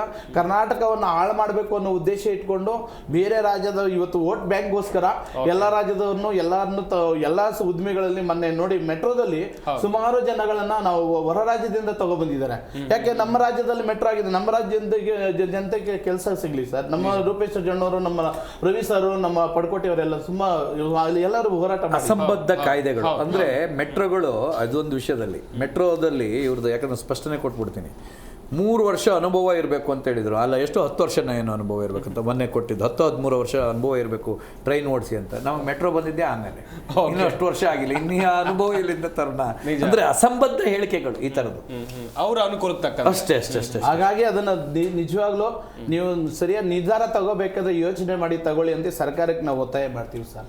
ಎಸ್ ಶೆಟ್ರೆ, ಈಗ ಈ ಹಿಂದೆ ಕೂಡ ನಾವು ಮಾತಾಡ್ತಾ ಇದ್ವಿ, ಕೆಲಸಕ್ಕೆ ತಕ್ಕಂಗೆ ಸರಿಯಾಗಿ ವೇತನ ಕೊಡಲ್ಲ. ಈ ಹಿಂದೆ ಸಾಕಷ್ಟು ಚರ್ಚಾ ಕಾರ್ಯಕ್ರಮಗಳಲ್ಲೂ ಕೂಡ ನಾವು ಇದನ್ನೇ ಮಾತನಾಡಿದ್ವಿ. ಆದ್ರೆ ಈಗ ಕೆಲಸದ ಅವಧಿ ಇವ್ರ ವೇತನದ ಬಗ್ಗೆ ತಲೆ ಕೆಡಿಸ್ಕೊಂಡಂತೆ ಕಾಣ್ತಾ ಇಲ್ಲ. ಒಟ್ನಲ್ಲಿ ಕೆಲಸ ಆಗ್ಬೇಕು ಇವರಿಗೆ ಅಂತ ಹೇಳಿ ಇಲ್ಲ, ಇದೆಲ್ಲ ಲಾಬಿ ಅಷ್ಟೇ. ಓಕೆ, ಸಿಂಪಲ್ ಲಾಬಿಯಿಂದ. ಇಲ್ಲ ಅಂದ್ರೆ ಅದನ್ನು ಕೆಣಕುವಂಥ ಅವಶ್ಯಕತೆನೇ ಇರಲಿಲ್ಲ. ಯಾರು ಹೇಳಿದ್ರ ನಮಗೇನೋ ಸಂಬಳ ಇದು ಮಾಡಿಸಿ ಅಂತ ಯಾರು ಹೇಳಿದ್ರ? ಇದು ಒಂದು ಯಾವುದೋ ಹೊರಗಡೆಯ ರಾಜ್ಯದ ಕಂಪನಿಗಳಿಗೋ ಅಥವಾ ಯಾವುದಕ್ಕೋ ಅನುಕೂಲ ಆಗಲಿ ಅನ್ನೋ ಉದ್ದೇಶಕ್ಕೆ, ಅಥವಾ ಅವ್ರದ್ದೇ ಈಗ ಹೊರಗಡೆ ರಾಜ್ಯ ಸುದ್ದಿ ಯಾಕೆ ಹೇಳ್ಬೇಕು, ಈಗ ರಾಜಕಾರಣಿಗಳದ್ದೇ ಅವ್ರವ್ರದ್ದೇ ಫ್ಯಾಕ್ಟ್ರಿಗಳು, ಅವ್ರದ್ದೇ ಮಾಲ್ಗಳು, ಇದೆಲ್ಲ ದೊಡ್ಡದಿದೆ. ಅವ್ರ ಮಾಲ್ಗಳಲ್ಲಿ ಏನಾಗಿದೆ ಅಂದ್ರೆ ಸ್ವಲ್ಪ ಎಷ್ಟು ಉಳಿತಾಯ ಆಗ್ತದೆ. ಒಂದು 100 ಜನ ಜಸ್ಟ್ ಒಂದು ಮಾಲಿಂದ ಹೇಳೋಣ, 100 ಜನದ್ದು ಒಂದು ಇದು ಉಳಿದ್ಬಿಟ್ರೆ, ಒಂದು ಶಿಫ್ಟ್ ಉಳಿದ್ಬಿಟ್ರೆ ಎಷ್ಟು ಲಾಭ ಆಯಿತು. ಸೊ ಆ ಲಾಭಕ್ಕಾಗಿ ಮಾಡ್ತಾ ಇದ್ದಾರೆ ಬಿಟ್ರೆ ಜನಗಳಿಗಾಗಲ್ಲ. ಇಲ್ಲಿ ಕಾರ್ಮಿಕ ನಿಜವಾಗೂ ಭಾಳ ಇದಾಗ್ತಾ ಇದೆ. ನೀವು ಪೊಲೀಸ್ ಇಲಾಖೆ ಅಂತ ಹೇಳ್ತೀವಲ್ಲ, ನಾವೆಲ್ಲರೂ ಯಾವುದೇ ಮಾತು ಬಂದರೂ ನಾವು ಪೊಲೀಸ್ ಇಲಾಖೆನ ಬೈತೀವಿ. ಯಾವುದಕ್ಕೂ ಎಲ್ಲದಕ್ಕೂ ಶನೇಶ್ವರನ ಕಾರಣ ಅನ್ನೋ ರೀತಿಯಲ್ಲಿ, ಸಕಲಕ್ಕೂ ಶನೇಶ್ವರ ಕಾರಣ ಅನ್ನೋ ರೀತಿಯಲ್ಲಿ ನಾವು ಬೈತೀವಿ. ಒಬ್ಬ ಪೊಲೀಸ್ ಅಧಿಕಾರಿ, ಒಬ್ಬ ಪೊಲೀಸ್ ಸಿಬ್ಬಂದಿ ಎಷ್ಟು ಕಷ್ಟಪಡ್ತಾ ಇದ್ದಾನೆ ಅಂತ ಹೇಳಿದ್ರೆ ಹೇಳಲಿಕ್ಕಿಲ್ಲ. ಅವನಿಗೆ ನಿಜವಾಗೂ ಬೇಕಾಗಿದ್ದು ಬರೀ 8 ಅವರ್ ಡ್ಯೂಟಿ. ಯಾಕಂದ್ರೆ ಅದು ಸ್ಟ್ರೆಸ್. ಅವನು ಬರೀ ತಲೆಯಲ್ಲೂ ಕೆಲಸ ಮಾಡಬೇಕು, ಕಾಲು ಕೈಯಲ್ಲೂ ಓಡಾಡಬೇಕು, ದೈಹಿಕವಾಗಿ ಮಾನಸಿಕವಾಗಿ ಎಲ್ಲದರಲ್ಲೂ ಇದ್ದಾನೆ. ಅವರಿಗೆ ಸರಿಯಾದ ಒಂದು ಅವಕಾಶವನ್ನು ಮಾಡಿಕೊಡ್ಬೇಕು. ಅದನ್ನು ಹೊರತುಪಡಿಸಿ ಇವರು ಈಗ ನಾನು ಹೇಳೋದು ಬಯೋಮೆಟ್ರಿಕನ್ನು ಯಾರಿಗೆ ಇಡಬೇಕು ಅಂತ ಹೇಳಿದರೆ ಕರೆಕ್ಟ್ ಟೈಮಿನ ಆಧಾರನ ನಮ್ಮ ರಾಜಕಾರಣಿಗಳಿಗೆ, ಗೆದ್ದಂಥ ಮಂತ್ರಿಗಳಿಗಿಡಬೇಕು, ಗೆದ್ದಂಥ MLAಗಳಿಗಿಡಬೇಕು, ಪಂಚಾಯಿತಿಯಲ್ಲಿ ಯಾರ್ಯಾರು ಗೆದ್ದಿದ್ದಾರೋ ಅವ್ರಿಗೆ ಇಡಬೇಕು, ಪಂಚಾಯಿತಿ ಅಧಿಕಾರಿಗಳಿಗೆ ಮೆಟ್ರೋ ಇಡಬೇಕು. ಇಲ್ಲಿ ಏನಾಗುತ್ತೆ ಅಂದರೆ ಅವ್ರು ಹೆಂಗೆ ಎಲ್ಲಿದ್ದಾರೆ ರೀ ಸಾಹೇಬ್ರು ನಿನ್ನೆ ನೈಟ್ ಡ್ಯೂಟಿ ಮಾಡಿದ್ರು, ಮನೇಲಿ ಹೋಗಿ ಮಲ್ಕೊಂಡಿದ್ದಾರೆ. ಎಲ್ಲಿ ಯಾವ ಡ್ಯೂಟಿ ಮಾಡಿರ್ತಾರೋ ನಮಗಂತೂ ಗೊತ್ತಿಲ್ಲ, ಯಾಕಂದ್ರೆ ನೈಟು ಇರಲ್ಲ ಇಲ್ಲಿ. ಮತ್ತು ಬೇರೆ ಇದರಲ್ಲಿ ಹೋಗಿ ಕೇಳಿದರೆ ಈ ಭಾಳಷ್ಟು ತಹಸೀಲ್ದಾರರು ವಿಭಾಗ ಇರ್ಬೋದು, ಜಿಲ್ಲಾಧಿಕಾರಿಗಳು ಅವರೆಲ್ಲ ಎಷ್ಟೊತ್ತಿಗೆ ಬರ್ತಾರಂತ. ಯಾಕಂದರೆ ಜನ ಅವ್ರನ್ನ ಪ್ರಶ್ನೆ ಮಾಡುವ ಹಾಗಿಲ್ಲ. ಪ್ರಶ್ನೆ ಮಾಡಿದವರು ನನ್ನನ್ನು ಪ್ರಶ್ನೆ ಮಾಡ್ತೀವಿ ಅನ್ನೋ ಮಟ್ಟಕ್ಕೆ ಬಂದಿದ್ದಾರೆ. ಅವ್ರೇನು ಪ್ರಶ್ನಾರ್ಥಿತರ ಅಲ್ಲ. ಅವರಿಗೆ ಸರಿಯಾದ ಬಯೋಮೆಟ್ರಿಕ್ ಇಟ್ಟು ಅದನ್ನ ಕರೆಕ್ಟ್ ಕೆಲಸ ಮಾಡಿಸ್ಕೊಳ್ಳೋಂಥದ್ದು ಇವ್ರು ಮಾಡಬೇಕು. ಅದನ್ನು ಹೊರತುಪಡಿಸಿ ಒಬ್ಬ ಹೋಟೆಲಲ್ಲಿ ಕೆಲಸ ಮಾಡೋನು, ಒಂದು ಜ್ಯೂಸ್ ಅಂಗಡಿಯಲ್ಲಿ ಕೆಲಸ ಮಾಡಬೇಕು ಅಂತ ಹೇಳಿದರೆ ಅವನು ಸಾಮಾನ್ಯ ಬೆಳಗ್ಗೆ 4 ಗಂಟೆಗೆ ಬಂದವನು ನಿತ್ಯ ಇರ್ತಾನೆ. ಆವಾಗ ಇವತ್ತು ವೆರಿಕೋಸ್ ಆಗುವಂಥದ್ದು ಮತ್ತು ಈ ಮಕ್ಕಳ ಸಂತಾನೋತ್ಪತ್ತಿಯಲ್ಲಿ ಕಡಿಮೆ ಆಗಿರುವಂಥದ್ದು ಇದಕ್ಕೆಲ್ಲ ಒಂದು ಕಾರಣ. ಮತ್ತು ಈಗ ಸಣ್ಣ ಸಣ್ಣ ಮಕ್ಕಳಿಗೂ ಕಣ್ಣು ಹೋಗ್ತಾ ಇದೆ. ಸೊ ಇದೆಲ್ಲ ಏನಂತ ಹೇಳಿದರೆ ಅವರು ವರ್ಕ್ ಪ್ರೆಸರೂ ಇರ್ತದೆ. ಇಲ್ಲಿ ವರ್ಕ್ ಮಾಡೋ ಟೈಮಿಗೂ ಹೇಗೆ ಗೊತ್ತಾ, ನಾನು ಅವ್ರಿಗಿಂತ ಚೆನ್ನಾಗಿ ಮಾಡಿದೆ ಅಂತ ಹೇಳ್ಬಿಟ್ಟು ಹೇಳಿ ಮುಂದಿನ ಪ್ರಮೋಷನ್ ತಗೋಬೇಕು ಅನ್ನೋ ಒಂದು ಕಾಂಪಿಟೇಷನ್, ಅದು ಕಷ್ಟ ಇರ್ತದೆ. ಇಲ್ಲಿ ಸ್ಕೂಲ್ಗೆ ಬೆಳಗ್ಗೆ ಮನೆಗೆ ಕಳಿಸಿ ಹೋಗಬೇಕು. ಈಗ ಹೆಣ್ಮಕ್ಳು ಇದ್ದರೆ ಮಕ್ಕಳನ್ನ ಕಳಿಸ್ಬೇಕು, ಆ ಮಕ್ಕಳನ್ನ ರೆಡಿ ಮಾಡಬೇಕು. ಅಲ್ಲಿ ಸ್ಕೂಲಿಂದ ಕೂಡ ಅವರಿಗೆ ಪ್ರೆಸರ್ ಇರ್ತದೆ. ನೀವು ಬಟ್ಟೆ ನೀವು ನಮ್ಮಲ್ಲೇ ತೊಗೊಳ್ಬೇಕು, ಶೂ ನಮ್ಮಲ್ಲೇ ತೊಗೊಳ್ಬೇಕು, ಎಲ್ಲದೂ ನೀವು ತಗೊಳ್ಬೇಕು, ಎಲ್ಲ ತಗೋಬೇಕು. ಓದೋದು ಎಲ್ಲಿ ಅಂತ ಕೇಳಿದ್ರೆ ಮಾತ್ರ ಪಕ್ಕಕ್ಕೆ ಟ್ಯೂಷನ್ಗೆ ಕಳಿಸಿ ನೀವು ಅಂತ ಹೇಳ್ತಾರೆ. ಅಂದರೆ ಅಂಥ ಪ್ರೆಸರ್ನ ಅವ್ರು ಅನುಭವಿಸ್ಕೊಂಡು ಬಂದಿರ್ತಾರೆ. ಆವಾಗ ಇಲ್ಲಿ ಉದ್ಯೋಗದಲ್ಲಿ ಕೂಡ ನೀವು ಹೆಚ್ಚಿನ ಅವಧಿಯನ್ನು ಅವರಿಗೆ ನೀವು ಕೆಲಸ ಮಾಡಿಸ್ಕೊಂಡಿದ್ದೆ ಹೋದಾದರೆ ಅವ್ರಿಗೆ ಏನು ಮಾಡಬೇಕು? ಸರ್ಕಾರಕ್ಕೆ ಇದು ಆ್ಯಕ್ಚುಲಿ ಅವಧಿ 8 ಅವರಿಗೆ ಫಿಕ್ಸ್ ಕರೆಕ್ಟ್ ಮಾಡಬೇಕು. 8 ಅವರಿಗೆ ಫಿಕ್ಸ್ ಮಾಡಿದ್ದೆ ಹೋದಾದರೆ ಉದ್ಯೋಗದ ಅವಕಾಶಗಳು ಜಾಸ್ತಿ ದೊರಕ್ತದೆ. ಅಂದರೆ ಒಂದು ಶಿಫ್ಟಿಗೆ ಎಷ್ಟು ಜನ ಸಿಗ್ತಾರೋ ಅವ್ರಿಗೆ ಅಷ್ಟು ಜನಕ್ಕೆ ಉದ್ಯೋಗ ಸಿಗುತ್ತೆ, ಲಕ್ಷಾಂತರ ಜನಕ್ಕೆ ಉದ್ಯೋಗ ಸಿಗ್ತದೆ. ಅದನ್ನು ಹೊರತುಪಡಿಸಿ ಇವರು ಈ ರೀತಿಯ ಕಾನೂನುಗಳನ್ನು ಮಾಡೋದು. ಮೊನ್ನೆ ಸಂತೋಷ್ ಲಾಡ್ ಅವರಿಗೆ ನಾನು ಕೇಳೋದು ಒಂದೇ, ಬಹಳ ಅತ್ಯುತ್ತಮ ಕಾರ್ಮಿಕ ಇಲಾಖೆಯಲ್ಲೂ ಒಂದು ಉತ್ತಮವಾದ ಕೆಲಸವನ್ನು ಮಾಡ್ತಾ ಇದ್ದಾರೆ ಅಂತ ನನ್ನ ಅನಿಸಿಕೆ. ಅವರಿಲ್ಲ ಹೇಳ್ತಾರೆ ಬಟ್ ನನ್ನ ಅನಿಸಿಕೆ ಪ್ರಕಾರ ಒಂದು ಸ್ವಲ್ಪ ಸ್ಪೀಡ್ಲಿ ಯಾರು ಫೋನ್ ಮಾಡಿದಾಗ ತಕ್ಷಣ ಇರ್ತಾರೆ. ನಮ್ಮ ಫೋನಿಗೆ ಹೆಂಗೆ ಮಾಡ್ತಾರೋ ಅಥವಾ ಬೇರೆ ಹೆಂಗೆ ಮಾಡ್ತಾರೋ ಗೊತ್ತಿಲ್ಲ. ಸೊ ಅದರಿಂದ ನಾನು ಹೇಳ್ತಿದ್ದೀನಿ, ಇಂಥ ಅಸಂಬದ್ಧ ಕಾನೂನುಗಳನ್ನು ತರಬೇಡಿ, ನೀವು ಮುಟ್ಬೇಡಿ. ಸಾಧ್ಯ ಆದರೆ ಅರ್ಧ ಗಂಟೆ ಕಡಿಮೆ ಮಾಡಿ. ಅದೇನೋ ಹೇಳಿದ್ರಿ ಶನಿವಾರ ಒಂದು ರಜೆ ಕೊಡ್ತೀನಿ ಅಂತ ಹೇಳಿದ್ರಿ. ನಮ್ಮ ಸರ್ಕಾರಿ ಕೆಲಸದಲ್ಲಿರೋರು ಶನಿವಾರ ಭಾನುವಾರ ಸೋಮವಾರ ಅವ್ರಿಗೆ ಇಷ್ಟ ಬಂದಾಗೆಲ್ಲ ರಜೆನೆ. ಯಾಕಂದ್ರೆ ಅವ್ರು ಏನಿಲ್ಲ, ಸಾಹೇಬ್ರು ಎಲ್ಲಿ ಹೋಗಿದ್ದಾರೆ, ಸಾಹೇಬ್ರು ಈಗ ಮೀಟಿಂಗಿಗೆ ಹೋಗಿದ್ದಾರೆ. ಇವರು ಗ್ರಾಮ ಪಂಚಾಯತ್ ಅವ್ರು ಏನಂತಾರೆ, ತಾಲೂಕ್ ಪಂಚಾಯತಿ ಮೀಟಿಂಗ್ ಇದೆ ಹೋಗಿದ್ದಾರೆ ಅಂತಾರೆ. ತಾಲೂಕ್ ಪಂಚಾಯತ್ ಅವರು ಜಿಲ್ಲಾ ಪಂಚಾಯತ್ ಮೀಟಿಂಗ್ ಇದೆ ಅಂತ ಅವರು ಕಾಗೆ ಆರಿಸ್ಬಿಡ್ತಾರೆ. ಆದರೆ ನಮ್ಮೂರಿಗೆ ಹಾಗಲ್ಲ, ಹೇಳಲಿಕ್ಕೆ ಆಗಲ್ಲ ಸಾಮಾನ್ಯ ಕಾರ್ಮಿಕರಿಗೆ. ಅದಕ್ಕಾಗಿ ಶನಿವಾರ ಭಾನುವಾರ ಬೇಕಾದ್ರೆ ರಜೆ ಅನ್ನೋದು ಏನಿದೆಯೋ ಅದನ್ನು ಕಂಟಿನ್ಯೂ ಮಾಡಿ, ನಿಮಗೆ ದೇವರು ಒಳ್ಳೇದು ಮಾಡಲಿ. ಆದರೆ ಈ 8 ಅವರು 9 ಅವರಿಂದ 10 ಅವರಿಗೆ ಮತ್ತೆ ಮುಂದುವರಿಸುವಂಥ ಕೆಲಸನ ಯಾವ ಕಾರಣಕ್ಕೂ ಮಾಡಬೇಡಿ. ಮಾಡಿದ್ದೇ ಹೌದಾದರೆ ತಕ್ಕಪಟ. ಯಾಕಂದರೆ ಕಾರ್ಮಿಕರ ದಂಗೆ ಯಾವ ರೀತಿ ಇದೆ ಅನ್ನೋದಕ್ಕೊಂದು ಉದಾಹರಣೆ. ಸುಮಾರು ಎಷ್ಟು ವರ್ಷ ಆಯ್ತು ಸ್ವಾಮಿ, ಕೇಂದ್ರ ಸರ್ಕಾರದ ಒಂದು ಇದು ಬಂತು, ಕಾನೂನು ಬಂದಾಗ ಜನ ದಂಗೆದ್ರು. ಬರೀ ಅರ್ಧ ಗಂಟೆಯಲ್ಲಿ ಕೇಂದ್ರ ಸರ್ಕಾರ ಮಂಡನೆ ಮಾಡಿರುವಂಥ ಆ ಕಾಯ್ದೆ ವಾಪಸ್ ಹೋಯ್ತು. ಯಾಕೆಂದರೆ ಕಾರ್ಮಿಕ ದಂಗೆದ್ದ ಅಂದರೆ ಅದು ಇತಿಹಾಸನೇ ಇದೆ. ಎಷ್ಟೆಷ್ಟೋ ಮಂತ್ರಿಗಳು ಎಷ್ಟೆಷ್ಟೋ ಇದು ಸರ್ಕಾರ ಉರುಳು ಬಿದ್ದಿದೆ.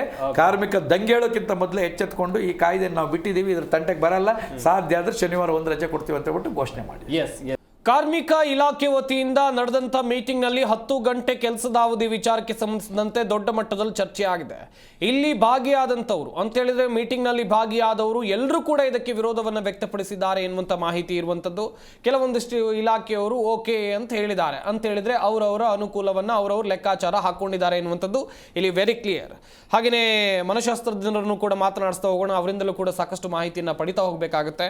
ಮೇಡಮ್ ಆಗಲೇ ಹೇಳ್ತಾ ಇದ್ರಿ, ಈ 9 ರಿಂದ 10 ಗಂಟೆ ಕೆಲಸ ಮಾಡೋದು ಏನೆಲ್ಲ ಪ್ರಾಬ್ಲಮ್ಗಳು ಉಂಟಾಗುತ್ತೆ ಅಂತೇಳಿ, ಅದನ್ನು ಬಿಟ್ಟಾಕಿ ಸದ್ಯದ ಪರಿಸ್ಥಿತಿ ಮಾತಾಡೋಣ. ಒಬ್ಬ ವ್ಯಕ್ತಿ 8 ರಿಂದ 9 ಗಂಟೆ ಕೆಲಸ ಮಾಡ್ತಾ ಇದ್ದಾನೆ ಅಂದ್ಕೊಳ್ಳೋಣ. ಆತನಿಗೆ ಆತನ ಆಫೀಸಿಂದ ಒಂದು ಸ್ವಲ್ಪ ಟೆನ್ಷನ್ನು, ಅದು ಬಿಟ್ಟರೆ ಆತನ ಫ್ಯಾಮಿಲಿ ಟೆನ್ಷನ್ನು, ಹೀಗೆ ಆತನ ಕೌಟುಂಬಿಕ ಜೀವನ ಹೇಗಿರ್ಬೋದು ಮೇಡಮ್? ಹೌದು ಸರ್, ಈಗ ವರ್ಕ್ ಲೈಫ್ ಬ್ಯಾಲೆನ್ಸ್ ಅಂತ ಹೇಳ್ತಾರೆ. ಈಗ 8 ಗಂಟೆ ಅವರು ಬೆಳಗ್ಗೆ ಎದ್ದ ತಕ್ಷಣ ಯಾರೇ ಆಗಲಿ ಒಬ್ಬರು ಏನು ಒಂದು ಸೆನ್ಸ್ ಆಫ್ ಕಂಟ್ರೋಲ್ ಅಂತಾರೆ. ಅಂದರೆ ಇವತ್ತು ನನಗೆ ಇದಿದ್ದು ಟೈಮ್ ಇದೆ, ಇದಿದ್ದು ಮಾಡುತ್ತೆ ಅಂತ ತನ್ನ ಮನಸ್ಸು ತಾನು ಅಂದ್ಕೊಳ್ಳುತ್ತೆ. ಅದೇ ಥರ ಕುಟುಂಬಕ್ಕೂ ಅವರು ಟೈಮ್ ಕೊಡಲೇಬೇಕು. ಯಾವಾಗ ಈ ಕುಟುಂಬಕ್ಕೆ ಅವರು ಟೈಮ್ ಕೊಡೋಕ್ಕಾಗಲ್ಲ, ಎಲ್ಲ ವರ್ಕ್ ಕಡೆನೇ ಅವರು ಕೊಟ್ಟರು ಅಂದರೆ ಆವಾಗ ಏನಾಗುತ್ತೆ, ಡಿಸ್ಕನೆಕ್ಷನ್ ಆಗುತ್ತೆ. ಅವರ ಒಂದು ಕಮ್ಯುನಿಟಿ ಡಿಸ್ಕನೆಕ್ಷನ್, ಅವರು ಬೆರೆಯೋದು ಕಡಿಮೆ ಆಗುತ್ತೆ, ಜನರ ಜೊತೆ ಬೆರೆಯೋದು ಕಡಿಮೆ ಆಗುತ್ತೆ. ಆ ಸೋಷಿಯಲ್ ಒಂದು ಏನು ಹೇಳ್ತಾರೆ ಪಾರ್ಟಿಸಿಪೇಷನ್ ಕಮ್ಮಿ ಆಗುತ್ತೆ. ಆ ಡೆಮೋಕ್ರಸಿ ಅದು ಎಲ್ಲೇ ಹೋಯ್ತು, ಆ ಕ್ರಿಟಿಕಲ್ ಥಿಂಕಿಂಗ್ ಯಾರ ಜೊತೆನೂ ಮಿಂಗಲ್ ಆಗಲ್ಲ, ಸಂಬಂಧಗಳಿಂದನೇ ದೂರ ಹೋಗ್ತಾರೆ. ಮನೆಯಲ್ಲಿ ಕಲಹಗಳು, ಈಗ ಮಕ್ಕಳಿಗೆ ಟೈಮ್ ಕೊಡೋಕ್ಕಾಗದೇ ಇದ್ದಾಗ, ಮನೆಯಲ್ಲಿ ಫ್ಯಾಮಿಲಿ ಜೊತೆ ಟೈಮ್ ಕೊಡೋಕ್ಕಾಗದೇ ಇದ್ದಾಗ ಅವರು ಆಟೋಮೆಟಿಕ್ ಆಗಿ ಸ್ಟ್ರೆಸ್ ಆಗಿ ಹೋಗ್ತಾರೆ. ಸೊ ಅದರಿಂದನೂ ಈಗ ಇನ್ನೊಂದು ಲೆಕ್ಕದಲ್ಲಿ ನೀವು ನೋಡೋದಾದ್ರೆ, ಈಗ ಅಂಬೇಡ್ಕರ್ ಸರ್ ಯಾಕೆ ಈ ಕಾನೂನು ತಂದ್ರು, ಮುಂಚೆ ಕಲೋನಿಯಲ್ ರೂಲ್ ಇದ್ದಾಗ ಅವಾಗ 12 to 14 ಅವರ್ಸ್ ಇತ್ತು. ಅದನ್ನ ಯಾಕೆ ಇವ್ರು 8 ಅವರ್ಸಿಗೆ ತಂದ್ರು ಅಂದ್ರೆ it is an inhuman activity ಅಂತ. ಯಾಕಂದ್ರೆ ಆ ಒಂದು ಎಲ್ಲರಿಗೂ ಸಮಾನ ಹಕ್ಕುಗಳು ಸಿಗಬೇಕು ಅನ್ನೋದು ಅಂಬೇಡ್ಕರ್ ಅವರ ಒಂದು ಚಿಂತನೆ ಆಗಿತ್ತು. ಯಾಕಂದ್ರೆ ಈ ದೇಶದ ಒಂದು ಆರ್ಥಿಕತೆ ಕಟ್ಟೋದೇ ನಮ್ಮ ಕಾರ್ಮಿಕರು. ಸೊ ಆ ಕಾರ್ಮಿಕರಿಗೆ ಡಿಗ್ನಿಫೈಡ್ ಲೈಫ್ ಇಲ್ಲ ಅಂದಮೇಲೆ ಏನು ಪ್ರಯೋಜನ? ಸೊ ಆ ಡಿಗ್ನಿಫೈಡ್ ಲೈಫ್ ಅವರಿಗೆ ಕುಟುಂಬ ಇದೆ, ಅವ್ರಿಗೂ ಶಿಕ್ಷಣ ಬೇಕು, ಅವ್ರಿಗೂ ಒಂದು ಸ್ಕಿಲ್ಸ್ ಅಪ್ಗ್ರೇಡ್ ಮಾಡ್ಕೋಬೇಕು, ಅವ್ರದ್ದು ಒಂದು ಸೋಷಿಯಲ್ ಲೈಫ್ ಇದೆ. ಸೊ ಇಲ್ಲಿ 12 ಅವರ್ಸ್ ಹೋಯ್ತು ಅಂದರೆ ಆ 4 ಅವರ್ಸಲ್ಲಿ 5 ಅವರ್ಸಲ್ಲಿ ಏನು ಮಾಡೋಕ್ಕಾಗತ್ತೆ? ಏನು ಮಾಡೋಕ್ಕಾಗಲ್ಲ. So they will become like machines. So indirectly ನೋಡಬೇಕು ಅಂದರೆ ಯಾವ ಕಾನೂನು ನಮ್ಮ ಮಹಿಳೆಯರಿಗೆ ಮಕ್ಕಳಿಗೆ ಶೋಷಣೆ ಆಗಬಾರ್ದು ಅಂತ ಇಷ್ಟೆಲ್ಲ ಕಾನ್ಸ್ಟಿಟ್ಯೂಷನ್ನು ಇಷ್ಟೆಲ್ಲ ತಂತು, ಈಗ ಮತ್ತೆ ಅದೇ ಕೊಲೋನಿಯಲ್ ರೂಲ್ಗೆ ಹೋಗ್ತಾ ಇದ್ದಾರಾ ಇವರು ಅಂತ ಪ್ರಶ್ನೆ ಮಾಡಬೇಕಾಗತ್ತೆ. ಸೊ ಬರೀ ಏನು ಕಾರ್ಮಿಕರನ್ನ ಇವರು ಮಷೀನ್ಸ್ ಥರ ನೋಡ್ತಾ ಇದ್ದಾರಾ? ಯಾಕೆ ಹಾಗಾದ್ರೆ ಈ ಗೌರ್ಮೆಂಟ್ ಆಫೀಸರ್ಸ್ಗೆ ಬೇರೆ ಅವರಿಗೆಲ್ಲ ಇಲ್ವಾ? ಹಂಗಾದ್ರೆ ಸಮಾನತೆ ಎಲ್ಲರಿಗೂ ಒಂದೇ ಥರ ಇರಬೇಕಲ್ಲ. ಸೊ ದೇಶ ಕಟ್ಟೋರಿಗೆ ಈ ಡಿಗ್ನಿಫೈಡ್ ಲೈಫ್ ಇಲ್ಲ ಅಂದರೆ ನಾವು ಯೋಚನೆ ಮಾಡಬೇಕಾಗತ್ತೆ. ಎಸ್, ನೀವು ಹೇಳ್ತಾ ಇದ್ರಿ ಮೇಡಮ್ ಸಾಕಷ್ಟು ವಿಚಾರಗಳ ಕುರಿತು. ಯಾವುದೇ ಒಂದು ಉದ್ಯಮಿ ಆಗಿರ್ಬೋದು, ಆತನಿಗೆ ಇಂಡಸ್ಟ್ರಿಯಲ್ ಸೈಕಾಲಜಿ ಬಗ್ಗೆ ಸ್ವಲ್ಪ ನಾಲೆಜ್ ಇದ್ರೆ ಇಂಥ ಸಮಸ್ಯೆಗಳು ಆಗೋದಿಲ್ಲ ಎನ್ನುವಂಥದ್ದು ಕೂಡ ಆಲೋಚನೆ ಮಾಡಬೇಕಾಗತ್ತೆ ನಾವಿಲ್ಲಿ. ದೇವರಾಜ್ ಅವರೇ, ಈಗ ಒಂದಷ್ಟು ವಿಚಾರಗಳ ಕುರಿತು ನೀವು ಕೂಡ ಆಗ್ಲಿಂದ ಹೇಳ್ತಾ ಇದ್ರಿ. ಹಾಗೆಯೇ ಗಮನಿಸಬೇಕಾಗತ್ತೆ, ಒಬ್ಬ ವ್ಯಕ್ತಿ ಒಂದು ಕಂಪನಿ ಮಾಡ್ತಾನೆ, ಆತ ಆ ಕಂಪನಿ ಬಗ್ಗೆ ಮಾತ್ರ ಯೋಚನೆ ಮಾಡ್ತಾನೆ, ತಾನು ಹೇಗೆ ಸಂಪಾದನೆ ಮಾಡಬೇಕು, ಹೇಗೆ ದುಡ್ಡು ಮಾಡಬೇಕು ಮಾತ್ರ ಆತನ ಇಂಟೆನ್ಷನ್ ಆಗಿರುತ್ತೆ. ಆತ ಕಾರ್ಮಿಕರ ಬಗ್ಗೆ ಯೋಚನೆ ಮಾಡೋದಿಲ್ಲ. ನಿಜನಾ ಇದು? ಕಾರ್ಮಿಕ ಇಲ್ಲಾಂದ್ರೆ ಅವ್ನು ಮಾಲೀಕ ಆಗೋದಕ್ಕೆ ಸಾಧ್ಯನೇ ಇಲ್ಲ. ಖಂಡಿತ. ಕಾರ್ಮಿಕ ಇದ್ರೇ ಮಾಲೀಕ. ಇವತ್ತಿನ ದಿವಸದಲ್ಲಿ ಎಲ್ಲಾರನ್ನು ಕೂಡ ನಾವು ಆ ದೃಷ್ಟಿಯಿಂದ ನೋಡೋಕ್ಕಾಗಲ್ಲ. ಬಟ್ ಒಳ್ಳೊಳ್ಳೆ ಮಾಲೀಕರು ಇದ್ದಾರೆ ಇವತ್ತು. ಹಿಂದೆ ಯಾವ ಒಳ್ಳೊಳ್ಳೆ ಗಾರ್ಮೆಂಟ್ಸ್ಗಳಾಗಿರ್ಬೋದು, ದೊಡ್ಡ ದೊಡ್ಡ ನಮ್ಮ ಫ್ಯಾಕ್ಟ್ರಿಗಳಾಗಿರ್ಬೋದು, ಭಾಳಷ್ಟು ಕಾರ್ಮಿಕರ ಮೇಲೆ ಭಾಳ ಗೌರವ ಇಟ್ಕೊಂಡು ಕೆಲಸ ಮಾಡಿದಂಥ ಕಾರ್ಖಾನೆಗಳು ನಾವು ನೋಡಿದ್ದೀವಿ. ಈ ಉದಾಹರಣೆಗೆ ನಮಗೆ ಇದರಲ್ಲಿ ನಿಮ್ಮ ಹಟ್ಟಿ ಗೋಲ್ಡ್ಮೆನ್ಸ್ ಎಂಥ ದೊಡ್ಡ ಫ್ಯಾಕ್ಟ್ರಿ ಅದು. 3500 ಜನ ಒಂದೇ ಟೈಮಲ್ಲಿ ಕೆಲಸ ಮಾಡ್ತಾರೆ. ಅಂಥ ಕಾರ್ಮಿಕರು ಯಾವ ಥರ ಈ ಎಕ್ಸ್ಟೆಂಡ್ ಇವ್ರು ಮಾಡಿದರೆ ಅವರು 2 ಅವರ್ ಎಕ್ಸ್ಟ್ರಾ ಮಾಡ್ಬೇಕಾದ್ರೆ ಆ ಭೂಮಿ ಒಳಗೆ 150 ಅಡಿ ಒಳಗಡೆ ಹೋಗಿರ್ತಾರೆ ಅವರು. ಅವ್ರು ಯಾವ ರೀತಿಯಲ್ಲಿ ಮಾಡಬೇಕು ಅವ್ರ ಕೆಲಸ? ಎಷ್ಟು ತೊಂದರೆ ಆಗ್ತಾಯಿದೆ ಅವರಿಗೆ. ಸರ್ಕಾರ ಇವನ್ನೆಲ್ಲವನ್ನು ಕೂಡ ಪರಿಗಣಿಸಿ ನಾವು ನಮ್ಮ ಸಂಘಟನೆಯಿಂದ ನಾವೇನು ಟ್ರೇಡ್ ಯೂನಿಯನ್ನಿಂದ ನಾವು ಹೇಳ್ತಕ್ಕಂಥದ್ದು ಒಂದೇ ಒಂದು ಮಾತು ಸರ್ಕಾರಕ್ಕೆ, ಇಂಥ ಕಾಯ್ದೆಗಳು ನೀವು ತಿದ್ದುಪಡಿ ಮಾಡೋದಕ್ಕಿಂತ ಕಾರ್ಮಿಕರ ಮೇಲೆ ನಿಮಗೆ ಅಪಾರ ಗೌರವ ಇದ್ದರೆ, ಕಾಳಜಿ ಇದ್ದರೆ ನೀವು ಕೂಡ ಒಬ್ಬ ರೈತರ ಮಕ್ಕಳು, ನೀವು ಕೂಡ ಒಬ್ಬ ಕಾರ್ಮಿಕರ ಮಕ್ಕಳೇ. ನೀವೇನು ಆಕಾಶದಿಂದ ಏನು ಬಂದಿಲ್ಲ. ಬಟ್ ನಾವು ಹೇಳೋದು ಒಂದೇ, ಈ ಮಾತನ್ನು ಕೂಡ ನಿನ್ನೆ ನಾವು ಹೇಳಿದ್ದೀವಿ. ದಯವಿಟ್ಟು ಈ ತಿದ್ದುಪಡಿನ ಇದು ಮಾಡಬೇಡಿ, ಇದ್ರ ಬದಲು ಅನುಕೂಲ ಮಾಡಿ. ಜಾಸ್ತಿ ಏನು ಇವತ್ತು ದೊಡ್ಡ ದೊಡ್ಡ ಬೇರೆ ಬೇರೆ ತಾಲೂಕುಗಳಲ್ಲಿ, ಜಿಲ್ಲೆಗಳಲ್ಲಿ, ಬೆಂಗಳೂರು ಮಹಾನಗರದಲ್ಲೇ ಕೂಡ ಅನೇಕ ಕಡೆ ಸಮಸ್ಯೆಗಳಿದ್ದಾವೆ. ESI ಆಸ್ಪತ್ರೆಗಳಿಗೆ ನೀವು ಮಾನ್ಯತೆ ಕೊಡಿ. PF ESI ಬಗ್ಗೆ ಅದ್ರ ಬಗ್ಗೆ ಭಾಳ ಗಂಭೀರವಾಗಿ ಚರ್ಚೆ ಆಗಬೇಕು. ಅದ್ರ ಬಗ್ಗೆ ಕೊಡಿ. ನೀವು ಇವತ್ತು ನೀವು ಬೆಂಗಳೂರು ಮಹಾನಗರಲ್ಲಿ ಇಡೀ ರಾಜ್ಯದಲ್ಲಿ ನೋಡಿ, ನೀವು 15 ಜನ ಮೇಲ್ಪಟ್ಟು ಯಾರಿದ್ದಾರೆ ಅಲ್ಲಿ PF ಕಡ್ಡಾಯವಾಗಿರ್ಬೇಕಂತ ಇದೆ. ಯಾವುದರಲ್ಲಿ ಕೂಡ ಇಲ್ಲ. ಅದ್ರ ಬಗ್ಗೆ ಯೋಚನೆ ಮಾಡ್ಬೇಕು ಸರ್ಕಾರ. PF ಬಗ್ಗೆ ಯೋಚನೆ ಮಾಡಿ, ಅದು ಬಿಟ್ಟು ESI ಬಗ್ಗೆ ಯೋಚನೆ ಮಾಡಿ. ಅವ್ರಿಗೆ ಉಪಯೋಗ ಆಗುತ್ತೆ. ಅದು ಬಿಟ್ಟರು ನೀವು ಯಾವುದೋ ಇಲ್ಲದ ಕಾನೂನು ತೊಗೊಂಬಂದು ಮತ್ತೆ ಅವ್ರ ತಲೆ ಮೇಲೆ ಭಾರ ಹಾಕೋಂಥ ಕೆಲಸ ನೀವು ಮಾಡಬೇಡಿ ಅಂತೇಳಿ ಕೂಡ ನಾವು ನಮ್ಮ ವಾದ. ಆದರೂ ಕೂಡ ಇವ್ರು ಏನಾದರೆ ಇದನ್ನು ನಾಳೆ ಇದು ಮುಖ್ಯಮಂತ್ರಿ ಕ್ಯಾಬಿನೆಟ್ಗೆ ಡಿಸೈಡ್ ಮಾಡೋಕ್ಕೆ ಇಟ್ಟಿದ್ದಾರೆ. ಇದನ್ನು ಕ್ಯಾಬಿನೆಟಲ್ಲಿ ಏನಾದರೂ ಡಿಸೈಡ್ ಆದರೆ ನಮ್ಮ ರಾಷ್ಟ್ರೀಯ ಸಂಘಟನೆಗಳು ನಾವೆಲ್ಲ ಒಗ್ಗಟ್ಟಾಗಿ ಇದ್ರ ಬಗ್ಗೆ ನಾವು ಒಂದು ದೊಡ್ಡ ಒಂದು ಪ್ರತಿಭಟನೆ ಮಾಡೋಕ್ಕೆ ನಾವು ರೆಡಿಯಾಗಿದ್ದೀವಿ. ಹುಡಿಚಿನಿ ಸರ್, ಈಗ ಕಾರ್ಮಿಕರು ಸಿಕ್ಕಾಪಟ್ಟೆ ಸಮಸ್ಯೆಗಳನ್ನ ಎದುರಿಸ್ತಾ ಇದ್ದಾರೆ. ಆ ಸಮಸ್ಯೆಗಳನ್ನ ಕೇಳೋಕೆ ಯಾರು ಕೂಡ ಬರ್ತಾ ಇಲ್ಲ. ಸರ್ಕಾರ ಅಂತೂ ಅದ್ರ ಬಗ್ಗೆ ಚಿಂತನೆಯನ್ನ ಮಾಡಿಲ್ಲ, ಚಿಂತೆ ಕೂಡ ಮಾಡ್ತಾ ಇಲ್ಲ ಎನ್ನುವಂಥ ಆರೋಪ. ಕಾರ್ಮಿಕರ ಸಮಸ್ಯೆಗಳ ಬಗ್ಗೆ ಹೇಳ್ತಾ ಹೋಗೋದಾದ್ರೆ ಸರ್, ಈಗ ನಾನು ಒಂದೇ ಒಂದು ವಿಷಯ ಸಂತೋಷ್ ಲಾಡ್ ಅವ್ರಿಗೆ ಸಾಹೇಬ್ರಿಗೆ, ಮತ್ತೆ ಸಂತೋಷ್ ಲಾಡ್ ಸಾಹೇಬರು ಮತ್ತೆ ನಮ್ಮ ಜಾರಕಿಹೊಳಿ ಸಾಹೇಬರು, ಇವರು ಉತ್ತರ ಕರ್ನಾಟಕದ ಅಂಬೇಡ್ಕರ್ ವಾದಿಗಳು. ಅಂಬೇಡ್ಕರ್ ಒಂದು ಎಲ್ಲ ವಿಚಾರಗಳನ್ನ ಪಾಲನೆ ಮಾಡ್ತಾರೆ ಅನ್ನೋ ನಂಬಿಕೆ ಇದೆ. ಇವತ್ತು ಆ ಒಂದು ಕಾಯ್ದೆ ಏನಿದೆ ಅದನ್ನ ನಿಜವಾಗ್ಲೂ ಸಂಪೂರ್ಣವಾಗಿ ಕಾರ್ಮಿಕರ ಪರವಾಗಿ ಮಾಡ್ತಾರೆ ಅನ್ನೋ ನಂಬಿಕೆನೂ ನಮ್ಗಿದೆ ಅನ್ಕೊಂತೀನಿ. ಯಾಕೆಂದ್ರೆ ಇವತ್ತು ಅವರು ಅಷ್ಟು ಅಭಿಮಾನ ಇದೆ ಅಂಬೇಡ್ಕರ್ ಮೇಲೆ. ಅಂಬೇಡ್ಕರ್ ಅವರು ಕೊಟ್ಟಂತ ಒಂದು ಬದಲಾವಣೆ ಮಾಡಿದ್ರೆ ನಿಜವಾಗ್ಲೂ ಇಡೀ ರಾಜ್ಯದ ಜನತೆ ಅದನ್ನ ವಿರೋಧ ಮಾಡೋದಂತೂ ಗ್ಯಾರಂಟಿ. ಜೊತೆಗೆ ನಮಗೆ ಬಂದಿದ್ದ ಮಾಹಿತಿ ಸರ್, ಹೆಣ್ಮಕ್ಳು ಮನೆಯಲ್ಲೂ ಕೆಲಸ ಮಾಡ್ತಾರೆ, ಮನೆಯಲ್ಲೂ ಸಂಸಾರ ನೋಡ್ಬೇಕು, ಕೆಲಸ ಮಾಡಬೇಕು, ಇದು ಮಾಡಬೇಕು, ಮತ್ತೆ ಅಲ್ಲಿ ಬೇರೆ ಕೆಲಸ ಮಾಡ್ಕೊಂಡು ಬಂದು ಅಲ್ಲಿ ಯಾವುದೇ ಥರ ಮಕ್ಕಳಿಗೆ ವಿದ್ಯಾಭ್ಯಾಸ ಕೊಡೋಕ್ಕೂ ಆಗ್ತಾ ಇಲ್ಲ, ಅವ್ರಿಗೆ ಮನೆಯಲ್ಲಿ ನಡ್ಕೊಳ್ಳೋಕ್ಕೂ ಆಗ್ತಾ ಇಲ್ಲ. ಅವ್ರು ಬದುಕೋದು ಹೆಂಗೆ? ಮೇಡಮ್ ಹೇಳ್ದಂಗೆ ಅವರ ಪರಿಸ್ಥಿತಿ, ಆರೋಗ್ಯದ ಸ್ಥಿತಿ ಯಾವ ರೀತಿ ಆಗ್ಬೋದು ಅನ್ನೋದು ನಿಜವಾಗ್ಲೂ ನೋಡಬೇಕಾಗಿದೆ. ಇದನ್ನು ನಾನು ಮತ್ತೆ ಸರ್ಕಾರದಕ್ಕೆ ಹೋದರೆ ಹಾಸ್ಪಿಟ್ಲ್ಗಳಲ್ಲೂ, ಸರ್ಕಾರಿ ಆಸ್ಪತ್ರೆಗಳಲ್ಲೂ ಇವತ್ತು ಕಾರ್ಮಿಕರಿಗೆ ಸರಿಯಾದ ಚಿಕಿತ್ಸೆ ಕೊಡ್ತಾ ಇಲ್ಲ. ಎಷ್ಟೋ ಜನ ಸತ್ತೋಗ್ತಾ ಇದ್ದಾರೆ ಸರ್. ಇರೋದಕ್ಕೆ ಬೆಡ್ ಇಲ್ಲ, ಕುತ್ಕೊಳ್ಳೋಕ್ಕೆ ಟ್ರೀಟ್ಮೆಂಟ್ ಇಲ್ಲ, ಅಲ್ಲಿ ಸರಿಯಾಗಿ ಇದು ಮಾಡ್ತಾ ಇಲ್ಲ. ಇನ್ನೆಂತ ಕಾನೂನು ತರ್ತಾ ಇದ್ದಾರೆ ಇವರು? ಇದನ್ನೆಲ್ಲ ಫಸ್ಟ್ ಸರಿ ಮಾಡ್ರಿ. ಏನು ಕಾರ್ಮಿಕರಿಗೆ ಅನುಕೂಲವಾಗಿ ಏನೇನು ಬೇಕೋ ಹೇಳ್ಬೇಕು ಅಂದ್ರೆ ಸರ್, ನಾವು ಎಲ್ಲರೂ ಸೇರಿ ಪ್ರತಿಯೊಬ್ಬರು ಕಾರ್ಮಿಕರು ಈ ಒಂದು ಯಾವುದೇ ಒಂದು ವೃತ್ತಿ ಮಾಡಬೇಕಾದ್ರೆ ಕಾರ್ಮಿಕರ ಲೆಕ್ಕನೇ ಇದು. ಆದ್ರೆ ಅದು ಸಂಬಂಧಪಟ್ಟಂಗೆ ಯಾವುದೇ ರೀತಿ ಅವ್ರಿಗೆ ಅನ್ಯಾಯ ಆಗದಂಗೆ ನಮ್ಮ ರಾಜ್ಯದ ಜನತೆಗೆ ಕೈ ಹಿಡಿಬೇಕು ಸರ್ಕಾರ. ಯಾವುದೇ ಕಾರಣಕ್ಕೂ ಈ ಒಂದು ಕಾಯ್ದೆಯನ್ನ ತಂದಿದ್ದೆ ಆದ್ರೆ ನಿಜವಾಗ್ಲೂ ಇಡೀ ರಾಜ್ಯ ಅಲ್ಲ, ಇಡೀ ದೇಶದಲ್ಲಿ ಬೆಂಕಿ ಹಚ್ಚುವಂತ ಕೆಲಸ ಆಗುತ್ತೆ. ಕಾರ್ಮಿಕರು ಬೀದಿಗಿಳಿತಾರೆ ಸರ್. ಎಸ್ ಶೆಟ್ರೆ, ಈಗ ಯಾವ ಸಂದರ್ಭಗಳಲ್ಲಿ ಹೆಚ್ಚುವರಿ ಕೆಲಸ ಮಾಡ್ಬೋದು? ಈಗ ಸರ್ಕಾರ ಏನು ಹೇಳ್ತಾ ಇದೆ, ದಿನಕ್ಕೆ 10 ಗಂಟೆ, 9 ರಿಂದ 10 ಗಂಟೆ, ಅದು OT ಅಂತ ಹೇಳಿದ್ರೆ, ಓವರ್ ಟೈಮ್ ಅಂತ ಹೇಳಿದ್ರೆ 12 ಗಂಟೆ ಅಂತೇಳಿ.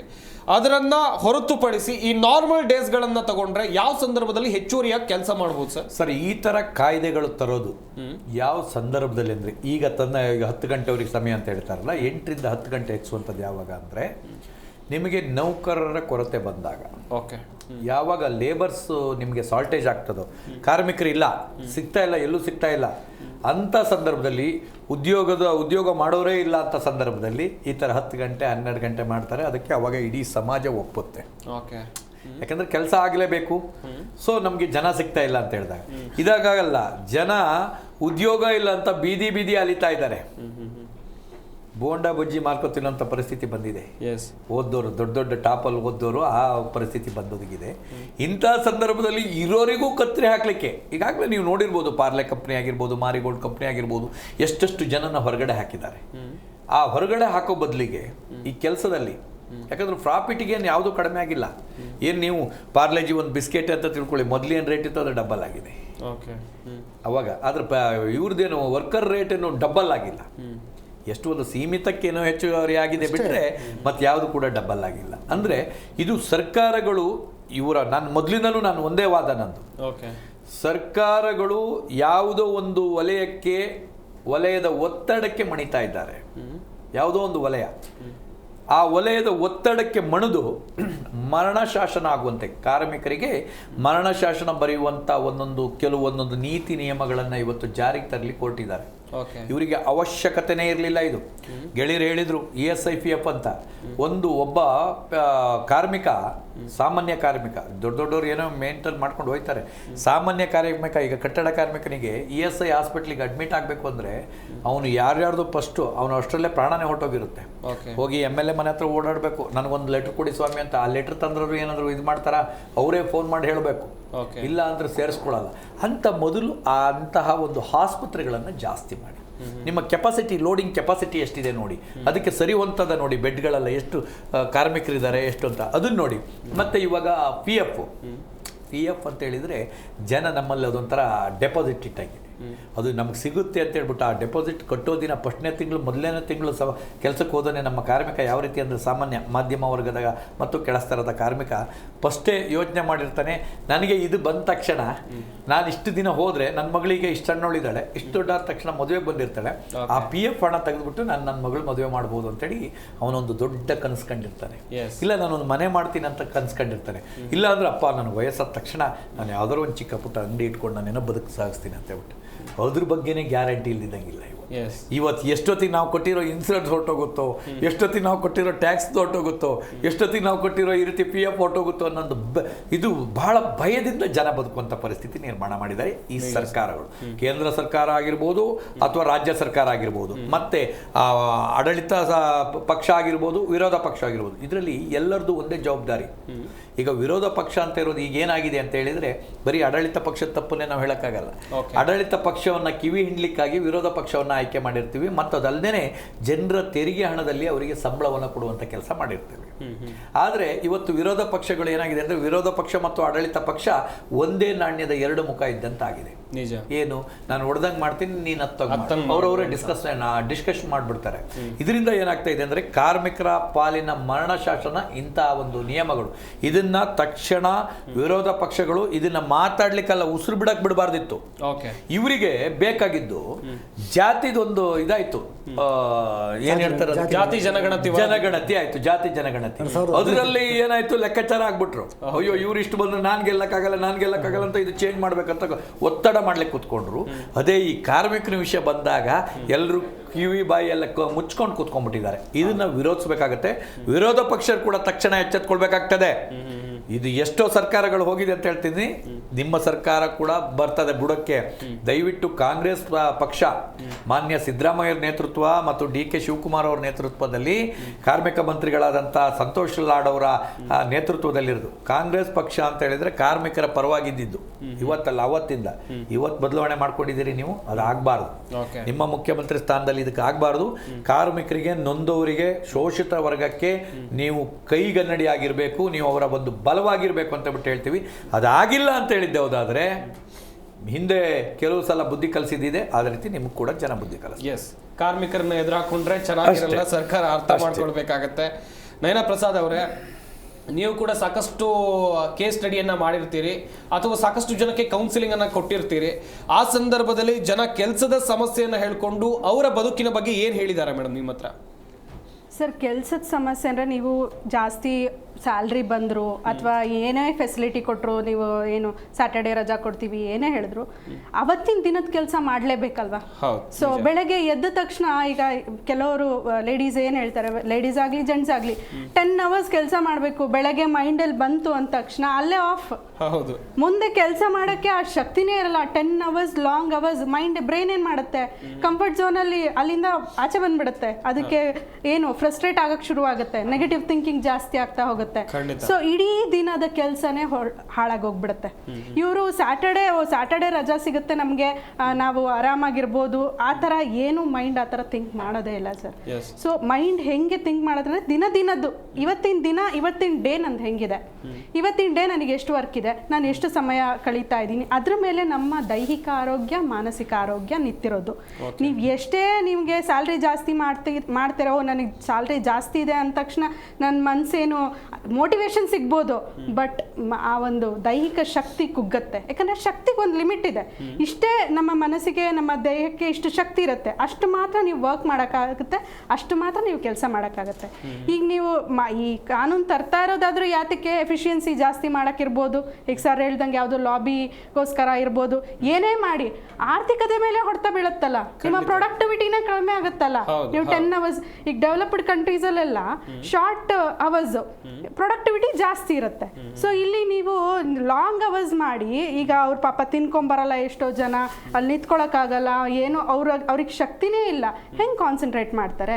ಅದ್ರ ಬದಲು ಅಪ್ಸ್ಕಿಲ್ ಮಾಡಿ, ಟ್ರೈನಿಂಗ್ ಮಾಡಿ, ಅವ್ರಿಗೆ ಟೂಲ್ಸ್ಗಳನ್ನು ಕೊಡಿ, ಆಟೋಮೇಟ್ ಸಿಸ್ಟಮ್ ಮಾಡಿ, ಸೈಂಟಿಫಿಕ್ ಇದನ್ನು ತನ್ನಿ, ಪ್ರೊಡಕ್ಟಿವಿಟಿ ಜಾಸ್ತಿ ಮಾಡಿ. ಅದು ಬಿಟ್ಟು ಶೋಷಣೆ ಮಾಡೋದು ತಪ್ಪು. ಇದು ಕಂಪ್ಲೀಟ್ ಇದನ್ನ ಏನು ತೋರಿಸುತ್ತೆ ಅಂದರೆ ಇದನ್ನು ಶೋಷಣೆ ಮಾಡೋಕ್ಕೆ ತರ್ತಾ ಇದ್ದಾರೆ ಅನ್ನೋ ಫೀಲಿಂಗು ಬಂದೇ ಬರುತ್ತೆ ಪ್ರತಿಯೊಬ್ಬರಿಗೂ. It is not right. ಈ ರೀತಿ ಮಾಡೋದ್ರಿಂದ ಆಗುವಂಥ ಸಮಸ್ಯೆಗಳೇನು, ಬರೀ ಕಾರ್ಮಿಕರ ಮೇಲಲ್ಲ, ಒಂದು ಕಂಪನಿ ಮೇಲಲ್ಲ, ಈ ಪ್ರೊಡಕ್ಟಿವಿಟಿ ಅಂತೀವಲ್ಲ, ಇದ್ರ ಮೇಲೆ ಆಗುವಂಥ ಪರಿಣಾಮ ಏನು ಅಂತ ವಿಚಾರಕ್ಕೆ ಸಂಬಂಧಿಸಿದಂತೆ ನಯನಾ ಪ್ರಸಾದ್ ಅವರು ಮಾಹಿತಿಯನ್ನು ಕೊಡ್ತಾ ಇದ್ರು. ದೇವರಾಜ್ ಅವರೇ, ಸಾಕಷ್ಟು ಸಮಸ್ಯೆಗಳ ವಿಚಾರವಾಗಿ ನಾವು ಮಾತನಾಡ್ತಾ ಇದ್ವಿ. ಇನ್ನೊಂದು ಕಡೆಯಲ್ಲಿ ಸರ್ಕಾರದ ವತಿಯಿಂದ ಕಾರ್ಮಿಕರಿಗೆ ಅಂತೇಳಿ ಕೆಲವೊಂದು ಫೆಸಿಲಿಟಿಗಳೆಲ್ಲ ಇವೆ. ಈಗ ಬಜೆಟ್ ಆದರೂ ಅಥವಾ ಸರ್ಕಾರ ಹೊಸದಾಗಿ ಬಂದರೂ ಕೂಡ ದೊಡ್ಡದಾಗಿ ಎಲ್ಲ ಕಡೆ ಅಡ್ವರ್ಟೈಸ್ಮೆಂಟ್ಗಳನ್ನು ಕೊಟ್ಟಿರ್ತಾರೆ, ನಾವು ಕಾರ್ಮಿಕರಿಗಾಗಿ ಈ ರೀತಿ ಮಾಡಿದ್ದೀವಿ ಅಂತೇಳಿ. ಅದೆಲ್ಲ ತಲುಪ್ತಾ ಇದೆಯಾ ಸರ್? ಸರ್, ಇದು ಅಡ್ವರ್ಟೈಸ್ ತಲುಪ್ತಾ ಇದೆ. ಕಾರ್ಮಿಕರದ್ದು ಯಾವ ಥರ ಇದೆ ಅಂತಂದರೆ, ಇದು ಕೇಂದ್ರ ಸರ್ಕಾರ ದುಡ್ಡಲ್ಲ, ರಾಜ್ಯ ಸರ್ಕಾರ ದುಡ್ಡಲ್ಲ. ನಾನು ಕನ್ಸ್ಟ್ರಕ್ಷನ್ ಬೋರ್ಡ್ ಬಗ್ಗೆ ನಾನು ಹೇಳ್ತಾ ಇದ್ದೀನಿ. ಲೇಬರ್ ವೆಲ್ಫೇರ್ ಬೋರ್ಡ್ ಅಂತ ಕೂಡ ಒಂದಿದೆ, ಕನ್ಸ್ಟ್ರಕ್ಷನ್ ಬೋರ್ಡ್ ಅಂತ ಒಂದಿದೆ. ಈಗ ಮತ್ತೆ ಮೊನ್ನೆ ಸಾರಿಗೆ ಅಂತ ಹೇಳಿ ಒಂದು ಸಪ್ರೇಟಾಗಿ ಇವರು ಮಾಡಿದ್ದಾರೆ. ಸೊ ಈ ಎಲ್ಲ ಬೋರ್ಡುಗಳಲ್ಲಿ ಬರ್ತಕ್ಕಂಥ ದುಡ್ಡು ಜನರ ಮೇಲೆ ಇರ್ತಕ್ಕಂಥ ತೆರಿಗೆಯಲ್ಲಿ ಬರ್ತಕ್ಕಂಥ ದುಡ್ಡನ್ನು ಕೂಡ ಅಲ್ಲ. ಇದು ಯಾವ ಒಂದು ಬಿಲ್ಡಿಂಗ್ ಕನ್ಸ್ಟ್ರಕ್ಷನ್ ನಡೆಯುತ್ತೆ ಅದರ ಮೇಲೆ ಸೆಸ್ ಪ್ರಕಾರ 2% ತಗೊಂಡು ಇವತ್ತು 9-10 ಸಾವಿರ ಕೋಟಿ ದುಡ್ಡು ಅದರಲ್ಲಿದೆ. ಸೊ ಇವ್ರು ಏನು ಅಡ್ವರ್ಟೈಸ್ಮೆಂಟ್, ತಾವು ಹೇಳ್ದಂಗೆ ಅಡ್ವರ್ಟೈಸ್ಮೆಂಟ್ ಏನು ಕೊಡ್ತಾ ಇದ್ದಾರಲ್ವ, ಅಡ್ವರ್ಟೈಸ್ಮೆಂಟ್ ದುಡ್ಡು ಕೂಡ ಕಾರ್ಮಿಕ ದುಡ್ದಿರೋ ದುಡ್ಡು ಅದು. ಹೌದು ಹೌದು. ಯಾವ ಕೇಂದ್ರ ಸರ್ಕಾರದ್ದು ಅಲ್ಲ, ರಾಜ್ಯ ಸರ್ಕಾರದ್ದು ಕೂಡ ಅಲ್ಲ. ಇವತ್ತಿನ ಪರಿಸ್ಥಿತಿಯಲ್ಲಿ ಇವತ್ತು ಈ ಕಾಯ್ದೆ ಏನಾದರೆ ತಂದರೆ ಮನೆ ಕೆಲಸ ಮಾಡೋರು ಇವತ್ತು ಬೆಂಗಳೂರು ಮಹಾನಗರದಲ್ಲಿ 10 ಲಕ್ಷ ಜನ ಕೆಲಸ ಮಾಡೋಂಥ ಜನ ಇದ್ದಾರೆ ಇವತ್ತು. ಓಕೆ. ಗಾರ್ಮೆಂಟಲ್ಲಿ 10 ಲಕ್ಷ ಜನ ಇದ್ರು ಇವತ್ತು, ಮನೆ ಕೆಲಸ ಮಾಡೋರು ಅಷ್ಟು ಜನ ಇದ್ದಾರೆ ಇವತ್ತು. ಅವ್ರಿಗೆ ದೊಡ್ಡ ಹೊಡೆತ ಬೀಳ್ತಾ ಇದೆ ಇದು. Yes yes. ಈ ಯಾವುದೇ ಒಂದು ಇದಕ್ಕೆ ಹೋದರೆ, ಯಾವುದೋ ಒಂದು ಅಪಾರ್ಟ್ಮೆಂಟ್ಗೆ ಹೋದರೆ, ಒಂದು ಸಿಂಪಲ್ ಒಂದು ಅಪಾರ್ಟ್ಮೆಂಟ್ ಹೆಸರು ಹೇಳ್ತೀನಿ ನಾನು, ಪ್ರೆಸ್ಟೇಜ್ ಅಂತ ಒಂದು ಅಪಾರ್ಟ್ಮೆಂಟು. ಒಂದು ಅಪಾರ್ಟ್ಮೆಂಟಲ್ಲಿ ಕೆಲಸ ಮಾಡಬೇಕಾದ್ರೆ 400-500 ಜನ ಕೆಲಸ ಮಾಡೋಂಥ ಇರ್ತಾರೆ ಒಂದೊಂದು ಜಾಗ, ಒಂದು ಶಿಫ್ಟು. ಅವ್ರ ಸುರಕ್ಷತೆ ಯಾವ ಥರ ಅವರು, ಅವ್ರಿಗಿಲ್ಲ ಅಲ್ಲಿ ಟೈಮಿಂಗು ಅವ್ರಿಗೆ ಆ ಕೆಲಸ ಮಾಡ್ಕೊಂಡು ಅವ್ರ ಮನೆಗೆ ಬರಬೇಕಾದ್ರೆ ರಾತ್ರಿ 12 ಗಂಟೆ ಆಗುತ್ತೆ ಆಮೇಲೆ. Yes sir. ಆ ಟೈಮಲ್ಲಿ ಅದಕ್ಕೆ ಜವಾಬ್ದಾರಿ ಏನು, ಆದರೆ ಹೊಣೆ ಹೊತ್ಕೊಳ್ಳೋರು ಯಾರು? ಡೊಮೆಸ್ಟಿಕ್ ಬೆಂಗಳೂರು ಮಹಾನಗರದಲ್ಲಿ ಅತಿ ಹೆಚ್ಚಾಗಿರ್ತಕ್ಕಂಥದ್ದು ಬೆಂಗಳೂರಲ್ಲಿ ಕಾರ್ಮಿಕ ಮನೆ ಕೆಲಸ ನಡೀತಕ್ಕಂಥದ್ದು ಡೊಮೆಸ್ಟಿಕ್ ವರ್ಕರ್ಸ್ ಮೇಲೆ ನಿಂತುಕೊಂಡಿದೆ ಇವತ್ತು. ಗಂಡ ಹೆಂಡತಿ ಇಬ್ಬರು ಕೆಲಸಕ್ಕೆ ಹೋಗ್ತಾರೆ ಇವತ್ತು. ಮಕ್ಕಳು ನೋಡ್ಕೊಳ್ಳೋರಿಲ್ಲ ಇವತ್ತು, ಇವರೇ ನೋಡ್ಕೋಬೇಕು. ಆ ಒಂದು ಸುರಕ್ಷತೆಯನ್ನು ಕಾಪಾಡ್ಬೇಕಾದ್ರೆ ಯಾರು? ನಿಜ ನಿಜ. ಇದು ದೊಡ್ಡ ಅನಾಹುತ ಇವರೇ ಮಾಡ್ಕೊಂತಾರೆ. ಈಗ ಆಲ್ರೆಡಿ ಮೊನ್ನೆ ಲಾಸ್ಟ್ ಟೈಮು ಏನು ಮಾಡ್ಕೊಂಡ್ರು, ಅದು ಚಿನ್ನಸ್ವಾಮಿ ಕ್ರೀಡಾಂಗಣದಲ್ಲಿ ಅದೇ ಥರ ಇದ್ರ ಮೈ ಮೇಲೆ ಹೇಳ್ಕೊಳ್ಳೋಂಥ ಕೆಲಸ ಇವರು ಮಾಡ್ತಾ ಇದ್ದಾರೆ. Okay okay okay. ಹುಳಿಚಿದಿ ಸರ್, ಕೊನೆಯದಾಗಿ ಏನು ಹೇಳ್ತೀರಾ ಸರ್? ಏನು ಬೇಡಿಕೆಯನ್ನು ಸರ್ಕಾರದ ಮುಂದಿಡ್ತೀರಾ ಸರ್? ಚುಟುಕಾಗಿ ಹೇಳ್ತಾ ಹೋಗೋದಾದ್ರೆ. ಸರ್ ಏನೂ ಇಲ್ಲ ಸರ್, ಇವತ್ತು ಹೀಗೆ ಕಾರ್ಮಿಕರ ಜೊತೆಗೆ ರೋಬೋಗಳನ್ನ ತಯಾರು ಮಾಡಿಬಿಟ್ಟಿದ್ದಾರೆ. ರೋಬೋಗಳು ತಯಾರು ಮಾಡಿ ರೋಬೋಗಳ ಕಡೆಯಲ್ಲಿ ಕೆಲಸ ಮಾಡಿಸ್ತಾ ಇದ್ದಾರೆ, ಕಾರ್ಮಿಕರೇ ಕಡಿಮೆ ಆಗ್ತಾ ಇದ್ದಾರೆ. ಅದರಲ್ಲೂ ಕಾರ್ಮಿಕರು ವಂಚಿತ ಆಗುವಂಥ ಕೆಲಸ ಇವತ್ತು ಸರ್ಕಾರ ತಗೊಂತ ಇದೆ ಜವಾಬ್ದಾರಿ. ಅದು ಏನು ಇದು ಮಾಡ್ತಾ ಇದ್ದಾರೆ, ನಿರ್ಧಾರ ಮಾಡ್ತಾ ಇದ್ದಾರೆ, ಅದಕ್ಕೆ ವಿರೋಧ ಸರ್. ನಿಜವಾಗ್ಲೂ ಹೇಳ್ತೀನಿ, ಒಂದು ವಾರ ನಮ್ಮ ಕಾರ್ಮಿಕರು ನೀರು ಬೀಳೋರಿಂದ ಹಿಡ್ದು, ಹಾಲಾಕೋರಿಂದ ಹಿಡ್ದು, ಕೆಲಸ ಮಾಡೋರಿಂದ ಹಿಡ್ದು, ಪೌರ ಕಾರ್ಮಿಕರಿಂದ ಹಿಡ್ದು ಒಂದು ವಾರ ಹೋರಾಟ ಮಾಡಿದ್ರೆ ಅವ್ರ ಮನೆಯಲ್ಲಿ ತೊಳ್ಕೊಳ್ಳೋಕ್ಕೂ ನೀರಿಲ್ದಿರ ಅನುಭವಿಸ್ಬೇಕಾಗುತ್ತೆ. ಎಚ್ಚರಿಕೆ ಇರಲಿ. ಇದು ಸರಿಯಾದ ರೀತಿಯಲ್ಲಿ ನಿರ್ಧಾರ ತಗೊಂಡು ಕಾರ್ಮಿಕರ ಪರವಾಗಿ, ಕರ್ನಾಟಕದ ಜನತೆ ಪರವಾಗಿ ನೀವು ಒಳ್ಳೆ ನಿರ್ಧಾರ ತಗೋಬೇಕು ಅಂತ ನಾವು ಈ ಸಂದರ್ಭದಲ್ಲಿ ಎಲ್ಲ ಈ ಇಲಾಖೆಗೆ ನಾನು ವಿನಂತಿ ಮಾಡ್ಕೊತಿದ್ದೆ. ಶೆಟ್ರೆ, ಒಂದ್ ವೇಳೆ ಸರ್ಕಾರ ಈ ನಿರ್ಧಾರಕ್ಕೆ ಬಂದಿದ್ದೇ ಆದಲ್ಲಿ ಬರುತ್ತಾ? ಫಸ್ಟ್ ಆಫ್ ಆಲ್ ಬರುವಂತ ಸಾಧ್ಯತೆ ಇದೆಯಾ? ಸಾಧ್ಯತೆನೇ ಇಲ್ಲ. ಇದನ್ನ ಖಂಡಿತವಾಗಿಯೂ ಅಲ್ಲೇ ಕಟ್ಟಾಗುತ್ತೆ. ಯಾಕಂದ್ರೆ ಈ ಸರ್ಕಾರಗಳ ಅಸಂಬದ್ಧ ನೀತಿ ಯಾವ ರೀತಿ ಇದೆ ಅಂತ ಹೇಳಿದ್ರೆ, ಚಿನ್ನಸ್ವಾಮಿ ಹೇಳಿದ್ರು ನಮ್ಮ ಗೆಳೆಯರು, ಯಾವ ರೀತಿ ಅಂತ ಹೇಳಿದ್ರೆ, ಇಲ್ಲಿ ಕಾರ್ಮಿಕನಿಗೆ ಒಂದು ರೇಟು, ಕಾರ್ಮಿಕನ ಶವಕ್ಕೊಂದು ರೇಟು, ಮಾಲೀಕನ ಶವಕ್ಕೊಂದು ರೇಟು, ಮತ್ತೆ ದೊಡ್ಡ ಮಟ್ಟದವ್ರಿಗೆ ಒಂದು ರೇಟು ಅಂತ. ಮೊನ್ನೆ ವಿಮಾನ ದುರಂತ ಆದವರಿಗೆ 2 ಕೋಟಿ ರೂಪಾಯಿ ಅಂತೆ, 2 ಕೋಟಿ 5 ಕೋಟಿ ಈ ರೀತಿ. ನಮ್ಮವರಿಗೆ 5 ಲಕ್ಷದಿಂದ ಚರ್ಚೆ ಮಾಡೋದು, 5 ಲಕ್ಷ 10 ಲಕ್ಷ ಈ ರೀತಿ ಪರಿಸ್ಥಿತಿ ಇದೆ. ಇಂಥ ಒಂದು ಮನಸ್ಥಿತಿಯನ್ನು ಮೊದಲು ಬಿಡಬೇಕು. ನಮ್ಮ ಸೋದರಿಯವರು ಹೇಳಿದರು, ಭಾಳ ಸ್ಪಷ್ಟವಾಗಿ ಹೇಳಿದರು, ಯಾವ ರೀತಿ ಒತ್ತಡಗಳಿದೆ ಅನ್ನೋದ್ರ ಬಗ್ಗೆ ಹೇಳಿದರು. ಇವತ್ತು ಮನುಷ್ಯನ ಜೀವನ ಎದ್ದ ತಕ್ಷಣ ಅವನಿಗೆ ಬರೀ ಕೆಲಸನೇ, ಎದ್ದ ತಕ್ಷಣದಿಂದ ಕೆಲಸ ಶುರು. ಮಕ್ಕಳು ಮರಿದು, ಮನೆದು, ಅಡುಗೆ ಮಾಡುವಂಥದ್ದು, ಹೊರಗಡೆ ಹೋಗುವಂಥದ್ದು, ಬಸ್ನಲ್ಲಿ ಹೋಗುವಂಥ ಡ್ರೆಸ್ಸು, ಇದೆಲ್ಲದೂ ಕೂಡ ಕಷ್ಟದಲ್ಲೇ ಇದ್ದಾರೆ. ಇವ್ರನ್ನ ಮತ್ತಷ್ಟು ಕಷ್ಟಕ್ಕೆ ಫಸ್ಟ್ 100-150 ವರ್ಷ 110 ವರ್ಷ ಬದುಕ್ತಾ ಇದ್ರು.